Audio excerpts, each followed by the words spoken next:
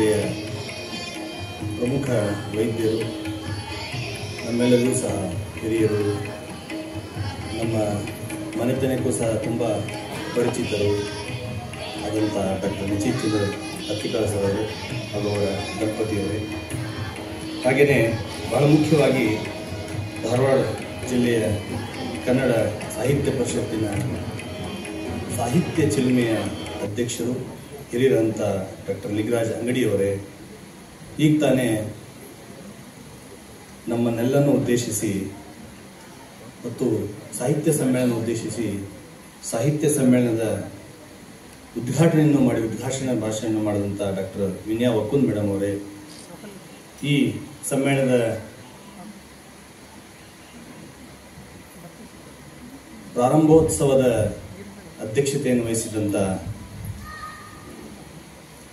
Prabha ಗುಡ್ಡದಾನೇವರಿ madam ಅವರೇ, ನಮಗೆಲ್ಲರಿಗೂ ಹಿರಿಯರು, ಕನ್ನಡ ಅಂದರೆ ಮೊದಲನೇದು ಕರ್ನಾಟಕ ವಿದ್ಯಾವರ್ತಕ ಸಂಘ ಇಡೀ ಕರ್ನಾಟಕದಲ್ಲಿ, ಅದರ ಚುನಾಯಿತ ಪ್ರಧಾನ ಕಾರ್ಯದರ್ಶಿಗಳಂತ ಶ್ರೀ ಶಂಕರ್ ಹಲಗತ್ತಿ ಸರ್ ಅವರೇ, ಹಾಗೆಯೇ ಹಿರಿಯ ನ್ಯಾಯವಾದಿಗಳು ಹಿರಿಯರಂಥ ಪ್ರಕಾಶ್ ಹುಡುಕೇರಿಯವರೇ, ತಾಲೂಕಾ ಅಧ್ಯಕ್ಷರು ನಮ್ಮ ತಂದೆ ಜೊತೆಗೆ ಸಹೋದ್ಯೋಗಿಯಾದಂಥ ನರೇಗಲ್ ಸರ್ ಅವರೇ, ಆಕಾಶವಾಣಿಯ ಹಿರಿಯ ಕಲಾವಿದರೇ ಮಾರ್ಕಂಡಪ್ಪ ಕತ್ತಿಯವರೇ, ಹಾಗೆಯೇ ನಮ್ಮ ಹುಕ್ಕೇರಿ ಮೇಡಮ್ ಅವರೇ, ವೇದಿಕೆ ಇರತಕ್ಕಂಥ ಎಲ್ಲರಿಗೂ ಸಹ ನಮಸ್ಕಾರ. ವೇದಿಕೆ ಮುಂದೆ ನಾವು ಸಾಹಿತ್ಯ ಸಮ್ಮೇಳನವನ್ನು ಯಾಕೆ ಮಾಡ್ತಾ ಇದ್ದೀವಿ ಅಂತ ಬಹಳ ಸೂಕ್ಷ್ಮವಾಗಿ ನಮ್ಮ ಉದ್ಘಾಟನಾ ಭಾಷಣ ಮಾಡ್ತಕ್ಕಂಥ ಹಿರಿಯ ಸಂವೇದನಾಶೀಲಿ ಲೇಖಕರಾದಂಥ ವಿನಯಾ ವಕ್ಕುಂದ್ ಮೇಡಮ್ ಅವರು ಹೇಳಿದರು. ಅದಕ್ಕೆ ಪ್ರತ್ಯುತ್ತರವಾಗಿ ಯಾರು ಅದನ್ನು ಖರೀದಿಸಿದರು ಅಂತೇಳಿ ಕರೆಕ್ಟಾಗಿ ನ್ಯಾಯವಾದಿಗಳನ್ನು ಕೇಳಿದರು. ಆದರೆ ನಮ್ಮಲ್ಲಿ ಬಹಳ ದೊಡ್ಡದಂಥ ಒಂದು ಪ್ರಶ್ನೆ ಇದೆ ನಮಗೇನು ಅಂತಂದರೆ, ನಾವು ಕನ್ನಡದನ್ನ ಯಾವ ದಿಕ್ಕಿಗೆ ನಾವು ತೆಗೆದುಕೊಂಡು ಹೋಗ್ತಾ ಇದ್ದೀವಿ ಕನ್ನಡ ಭಾಷೆಯನ್ನು. ಆಲೂರು ವೆಂಕಟರಾಯವರ ಒಂದು ಸಭಾಂಗಣದಲ್ಲಿ ಈ ಕಾರ್ಯಕ್ರಮವನ್ನು ಮಾಡ್ತಾ ಇದ್ದೀವಿ. ಮಲ್ಲಿಕಾರ್ಜುನ್ ಮನ್ಸೂರ್ ಸಾಹೇಬ್ರವರ ವೇದಿಕೆಯಲ್ಲಿ ನಾವೆಲ್ಲರೂ ಸಹ ಇವತ್ತಿಗೆ ನಿಂತ್ಕೊಂಡಿದ್ದೀವಿ. ಆಲೂರು ವೆಂಕಟರಾಯರು ಆಗಿನ ಅವಧಿಯಲ್ಲಿಯೇ ನಮ್ಮ ರಾಷ್ಟ್ರಗೀತೆಯಲ್ಲಿ ಕರುನಾಡಿನ ಹೆಸರಿಲ್ಲ ಅಂತೇಳಿ ನೆಹರು ಅವರಿಗೆ ಪತ್ರ ಬರೆದಂಥದ್ದು ನಮ್ಗೆ ಇತಿಹಾಸ ಇದೆ ಬಂಧುಗಳೇ. ಜವಾಹರ್ಲಾಲ್ ನೆಹರು ಅವರ ಹೆಸರು ತೆಗೆಯಲಿಕ್ಕೆ ನಮ್ಮ ಜನ ಹೆದರ್ತಾ ಇದ್ರು, ನಮ್ಮ ರಾಜಕಾರಣಿಗಳು. ಆದರೆ ಆ ಧೈರ್ಯವನ್ನು ಮಾಡಿ ಬರೆದಂಥ ಆಲೂರು ವೆಂಕಟರಾಯರ ವೇದಿಕೆಯಲ್ಲಿ ಆ ಸಭಾಂಗಣ ನಾವಿದ್ದೀವಿ. ಇಂಥ ದೊಡ್ಡ ಜನ ನಮಗೆ ಒಂದು ದೊಡ್ಡದಂಥ ಒಂದು ಹಾದಿಯನ್ನು ಹಾಕಿಕೊಟ್ಟಿದ್ದಾರೆ. ಆದರೆ ಇವತ್ತಿನ ಜನಾಂಗದವರು ಅಂದರೆ ನಾವು, ನಮ್ಮ ಪೀಳಿಗೆಯವರು ಮುಂದಿನ ಯುವ ಪೀಳಿಗೆಗೆ ಯಾವ ರೀತಿಯಾದಂಥ ನಾವು ಹಾದಿಯನ್ನು ಹಾಕಿಕೊಡ್ತಾ ಇದ್ದೀವಿ ನಮ್ಮ ನಾಡು ನುಡಿ ಸಂಸ್ಕೃತಿಗಾಗಿ? ಬಹಳ ದೊಡ್ಡದಾದಂಥ ಪ್ರಶ್ನೆ ನಮ್ಮ ಮನಸ್ಸಲ್ಲಿದೆ ಬಂಧುಗಳೇ, ಎಲ್ಲರೂ ಮನಸ್ಸಲ್ಲಿದೆ. ಆದರೆ ನಮ್ಗದು ಸಂಬಂಧ ಇಲ್ಲ, ಅದು ನಮ್ಗೆ ಗೊತ್ತಿಲ್ಲ. ನನ್ನ ಮಗ ಮುಂದೆ ಹೋಗ್ಲಿ, ಇಂಗ್ಲೀಷರ ಕರಲಿ, ಸ್ಪ್ಯಾನಿಷರ ಕರಲಿ, ಜರ್ಮನ್ ಕರಲಿ, ಅವನು ಮಾತ್ರ ವಿದೇಶದಲ್ಲಿ ಇರಬೇಕು. ಈ ಮಟ್ಟಕ್ಕೆ ನಾವು ಬಂದು ನಿಂತ್ಕೊಂಡಿದ್ದೆ ಬಂಧುಗಳೇ. ಇದನ್ನ ಸರ್ಕಾರ ಆಜ್ಞೆ ಆದೇಶಗಳನ್ನು ಮಾಡುವಂತ ಕೆಲಸ ಅಲ್ವೇ ಅಲ್ಲ. ತಮ್ಗೆ ಗೊತ್ತಿದೆ, 1982ರಲ್ಲಿ ಗೋಕಾಕ್ ಚಳವಳಿ ಆಯಿತು. ಹೇಗಾಯ್ತು ಗೋಕಾಕ್ ಚಳವಳಿ? ಜನಾಂದೋಲನ ಆಯಿತು ಬಂಧುಗಳೇ. ಅವಾಗ ಸರ್ಕಾರ ಎಚ್ಚೆತ್ತುಕೊಂಡಿತು. 6 ಗುಂಡೂರಾವ್ ಕೆಳಗಿಳಿಲಿಕ್ಕೆ ಗೋಕಾಕ್ ಚಳವಳಿ ಕಾರಣ. ಜನಾಂದೋಲನ ನಮ್ಮಲ್ಲಿ ಬಹಳ ಮುಖ್ಯವಾಗ್ತದೆ ಬಂಧುಗಳೇ.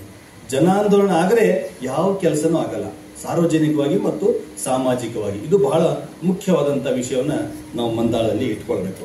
ಆಮೇಲೆ ಈಗ ಪ್ರಚಲಿತವಾದಂಥದ್ದು ನಮ್ಮ ರಾಷ್ಟ್ರ ಮಟ್ಟದಲ್ಲಿ ನಡೀತಕ್ಕಂಥದ್ದು ಏನಪ್ಪ ಅಂದ್ರೆ ತ್ರಿಭಾಷಾ ಮತ್ತು ದ್ವಿಭಾಷಾ ಸೂತ್ರದ ಸಾಧಕ ಬಾಧಕಗಳ ಚರ್ಚೆ. 1968ರಲ್ಲಿ ಕೊಠಾರಿ ಆಯೋಗದಲ್ಲಿ ಆಗಿನ ಸರ್ಕಾರ ಒಪ್ಕೊಂತು. ನಮ್ಮ ಕರ್ನಾಟಕ ಸರ್ಕಾರದಲ್ಲಿ ಅದೇ ಸರ್ಕಾರ ಇತ್ತು, ತ್ರಿಭಾಷಾ ಸೂತ್ರ ಒಪ್ಕೊಂತು. ಯಾಕೆ ಒಪ್ಕೊಂತು ಅನ್ನೋದಕ್ಕಿಂತ ಸೈಡಲ್ಲಿಟ್ಟು ಒಪ್ಕೊಂಡಿದ್ದ ಒಂದು ಅಸೆಸ್ಮೆಂಟ್ ಅಂತ ಇರುತ್ತಲ್ಲ. ಈಗ ತಮಿಳುನಾಡು ಸರ್ಕಾರದಲ್ಲಿ ದ್ವಿಭಾಷಾ ಸೂತ್ರನ ಒಪ್ಕೊಂಡು ಅವ್ರೇನ್ ಸಾಧನೆ ಮಾಡಿದ್ದಾರೆ, ನಮ್ಮ ತ್ರಿಭಾಷಾ ಸೂತ್ರನ ಒಪ್ಕೊಂಡು ನಾವು ಏನ್ ಸಾಧನೆ ಮಾಡಿದೀವಿ ಅಂತೇಳಿ ಹೊಸ ಶಿಕ್ಷಣ ನೀತಿಯನ್ನ ಮಾಡ್ತಕ್ಕಂಥ ನಮ್ಮ ಕನ್ನಡಿಗರು ಇಬ್ಬರು ಇದ್ರಲ್ಲಿ. ತೇಜಸ್ವಿ ಕಟ್ಟಿಮನಿ ಕರ್ನಾಟಕದಲ್ಲಿ ಕಲ್ತಿದ್ದಾರೆ, ಕರ್ನಾಟಕ ವಿಶ್ವವಿದ್ಯಾಲಯ ಪ್ರೊಡಕ್ಟ್ ಆಗಿ ಬೇರೆ ಕಡೆ ಹೋಗಿದ್ದಾರೆ. ತೇಜಸ್ವಿ ಕಟ್ಟಿಮನಿಯವರು ಮತ್ತು MK ಶ್ರೀಧರ್ ಬೆಂಗಳೂರಲ್ಲಿದ್ದಾರೆ. ಅವರು ಮುಖ್ಯವಾಗಿ ಆ ಸಮಿತಿಯಲ್ಲಿ ಇದ್ರು, ರಾಷ್ಟ್ರದ ಸಮಿತಿಯಲ್ಲಿ. ಅವರು ಒಂದು ಅಸೆಸ್ಮೆಂಟ್ ಮಾಡಲಿಲ್ಲ. ನಮ್ಮ ಕನ್ನಡಿಗರೇ ನಮ್ಗೆ ಹೇಗೆ ನೋವು ಆಗ್ತಾ ಇದೆ, ದ್ರೋಹ ಆಗ್ತಾ ಇದೆ ಅಂದ್ರೆ ಇಲ್ಲಿ ಆಗ್ತಾ ಇದೆ ಬಂಧುಗಳೇ. ಅದು ತಮಿಳುನಾಡಲ್ಲಿ ಯಾರಾದರೂ ಇದ್ದರೆ ಖಂಡಿತ ಕೆಲಸ ಮಾಡ್ತಾ ಇರಲಿಲ್ಲ. ಅವರು ಅಸೆಸ್ಮೆಂಟ್ ಯಾಕೆ ಮಾಡಲಿಲ್ಲ? ಅವರು ನಮ್ಮ ಜನಕ್ಕೆ ಎಷ್ಟು ಜನ ಕೆಲಸ ಸಿಕ್ಕಿದೆ ತ್ರಿಭಾಷಾ ಸೂತ್ರದಲ್ಲಿ? ದ್ವಿಭಾಷಾ ಜನಕ್ಕೆ ಅವ್ರು ಸಿಕ್ಕಿದೆ. ಇವತ್ತು ನೋಡಿ, ಕೇಂದ್ರ ಸರ್ಕಾರ ಯಾವ ಕಟ್ಟಳೆಯನ್ನು ಹಾಕಿದ್ರೂ ಸಹ ಅವ್ರು ಹೆದರ್ತಾ ಇಲ್ಲ, ಜಗ್ತಾ ಇಲ್ಲ. ಜಗ್ಬೇಕು ಅಂತ ನಾ ಹೇಳ್ತಾ ಇಲ್ಲ, ಆದರೆ ನಮ್ಮ ಕನ್ನಡಿಗರ ಆ ಒಂದು ಉತ್ಸಾಹ ಎಲ್ಲಿ ಹೋಗಿದೆ? ನಮ್ಮ ಹಿರಿಯರು ಹಾಕಿಕೊಟ್ಟಂತ ಹಾದಿ ನಮ್ಗೆಲ್ಲ ಹೋಗಿದೆ? ನಾವೆಲ್ಲ ಮರ್ತಿದ್ದೇವಾ? ನಾವೆಲ್ಲ ಗಾಳಿಗೆ ತೂರಿ ನಮ್ಮತನವನ್ನ ನಾವು ಮಾರ್ಕೊಂಡು, ನಮ್ಮ ಸಂಸ್ಕೃತಿಯನ್ನ ನಾವು ಮಾರ್ಕೊಂಡು ನಾವು ಹೋಗ್ತಾ ಇದ್ದೇವಾ? ಯಾರು ಸಮ್ಮೇಳನಾಧ್ಯಕ್ಷ ಹೇಳಬೇಕಾಗಿಲ್ಲ, ಸರ್ಕಾರ ಹೇಳಬೇಕಾಗಿಲ್ಲ, ಅಧಿಕಾರ ಹೇಳಬೇಕಾಗಿಲ್ಲ, ಪ್ರತಿಯೊಬ್ರು ಗೊತ್ತಿದ್ದಂತ ವಿಷಯ ಇದು. ಹಿಂಗ್ ಕೇಳಿ ಹಿಂಗ್ ಬಿಟ್ಟು ನಾವು ಮನೆಗೆ ಹೋಗ್ತಾ ಇರ್ತೀವಿ ಅಷ್ಟೇ. ಇದು ದಯವಿಟ್ಟು ಚಿಂತನೆ ಮಾಡಬೇಕು ಬಂಧುಗಳೇ, ಹಾಗೂ ಕ್ಷಮಿಸಬೇಕು ಮಾನ್ಯ ಮಾಧ್ಯಮ ಮಿತ್ರದವರೇ, ಸ್ನೇಹಿತರೆ. ಇನ್ನೂ ಒಂದು ವಿಷಯ ಇದೆ, ಅದೆಲ್ಲ ಬಿಟ್ಬಿಡಿ. ಧಾರವಾಡದ ಕುವೆಂಪು ಅವರ ಸರ್ವಾಧ್ಯಕ್ಷ ಆದಂತಹ 51 ವರ್ಷದ ನಂತರ ಅಂಗಡಿಯವರ ಅವಧಿಯಲ್ಲಿ ಸಿಕ್ತು. ಮನು ಬಳಿಗಾರರ ಅಧ್ಯಕ್ಷರಾಗಿದ್ದರು, ಅಂಗಡಿಯವರ ಅವಧಿಯಲ್ಲಿ ಸಿಕ್ತು. ಬಹಳ ವಿಜೃಂಭಣೆಯಿಂದ, ಕಿಂಚಿತ್ತು ತೊಂದರೆ ಆದ ಹಾಗೆ ಅಖಿಲ ಭಾರತ ಸಾಹಿತ್ಯ ಸಮ್ಮೇಳನ ಧಾರವಾಡದಲ್ಲಿ ನಡೆಯಿತು. ಆದರೆ ಧಾರವಾಡ ಜಿಲ್ಲೆಯ ತಾಲೂಕಾ ಪರಿಷತ್ತಿಗೆ ಖಾಯಂ ನಿವೇಶನ ಇನ್ನೂ ಇಲ್ಲ. ಯಾಕಿಲ್ಲ? ಬರೀ ಅಧ್ಯಕ್ಷರೇ ಕೇಳ್ಬೇಕಾ? ಬರೀ ಅಧ್ಯಕ್ಷ ಅಷ್ಟೇ ಕೇಳ್ಬೇಕಾ? ನಮ್ಮ ಕರ್ತವ್ಯ ತಾನೆ, ನಮ್ಮೆಲ್ಲರೂ ಸಹ ಸದಸ್ಯರದು, ಎಲ್ಲ ಕನ್ನಡಿಗರ ಕರ್ತವ್ಯ ತಾನೆ ಇಡೀ ಧಾರವಾಡ ಜಿಲ್ಲೆದವರು. ನಿಮ್ಮ ಆಯ್ಕೆಯಾದಂತ MLA MP ಯಾಕೆ ಕೇಳಲ್ಲ? ಒಂದು ಸಣ್ಣ 5 ಗುಂಟೆ ಜಾಗ, ಅವ್ರು ಏನು ಕೊಡಬೇಕಾಗಿಲ್ಲ. CA ಲ್ಯಾಂಡ್ಗಳಿರ್ತವೆ, CIT ಸಾಕಷ್ಟು ಜಾಗಗಳಿರ್ತವೆ. ಮಧ್ಯ ಧಾರವಾಡದಲ್ಲೇ ಬೇಕಂತೇನಿಲ್ಲ, ಅಕ್ಕಪಕ್ಕದ ಸಹ ಬೆಳೀತಾ ಇದೆ. ಒಂದು 5 ಗುಂಟೆ 10 ಗುಂಟೆ ಕೊಡೋಕೆ ಕಷ್ಟ ನಮ್ಮ ರಾಜಕಾರಣಿಗಳಿಗೆ ನಿವೇಶನವನ್ನ, ಸಾಹಿತ್ಯ ಪರಿಷತ್ತಿಗೆ ಯಾರು ನಾವು ಕೇಳಲ್ಲ.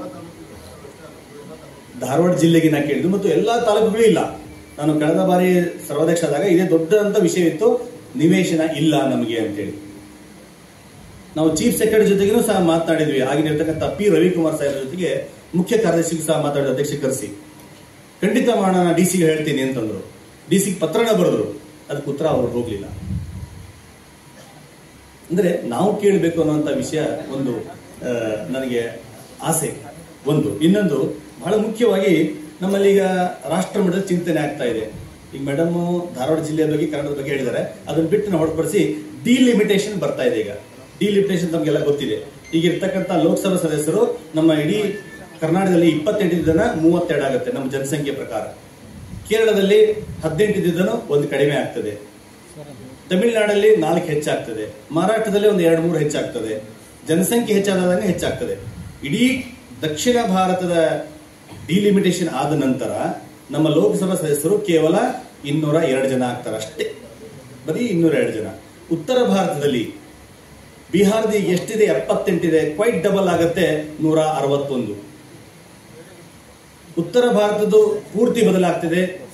ಗುಜರಾತ್ ಡಬಲ್ ಆಗ್ತದೆ, ಅದು ಅವ್ರ ಒಟ್ಟು ಸಂಖ್ಯೆ 634 ಆಗುತ್ತೆ.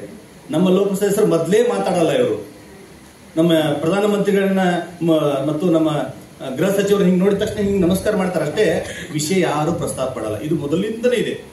ಯಾವ ಸರ್ಕಾರ ಅಂತಿಲ್ಲ, ನೆಹರು ಅವಧಿಯಿಂದನೂ ನಮ್ಮ ಕರ್ನಾಟಕದ ಲೋಕಸಭಾ ಸದಸ್ಯರು ನಮಸ್ಕಾರ ಮಾಡ್ತಾರೆ ಅಷ್ಟೇ. ಅವ್ರು ನಾನು ನೋಡಿದಿರಲ್ಲ ಸರ್ ನೀವು ಅಂತೇಳಿ. ಅವ್ರು ಬೇರೆ ಯಾವ್ದಕ್ಕೆ ನೋಡ್ತಾ ಇರ್ತಾರೆ ಆ ಕಡೆ ಎಲ್ಲೋ, ಅವಾಗ ಇವ್ರು ನಮಸ್ಕಾರ ಮಾಡ್ತಿರ್ತಾರೆ.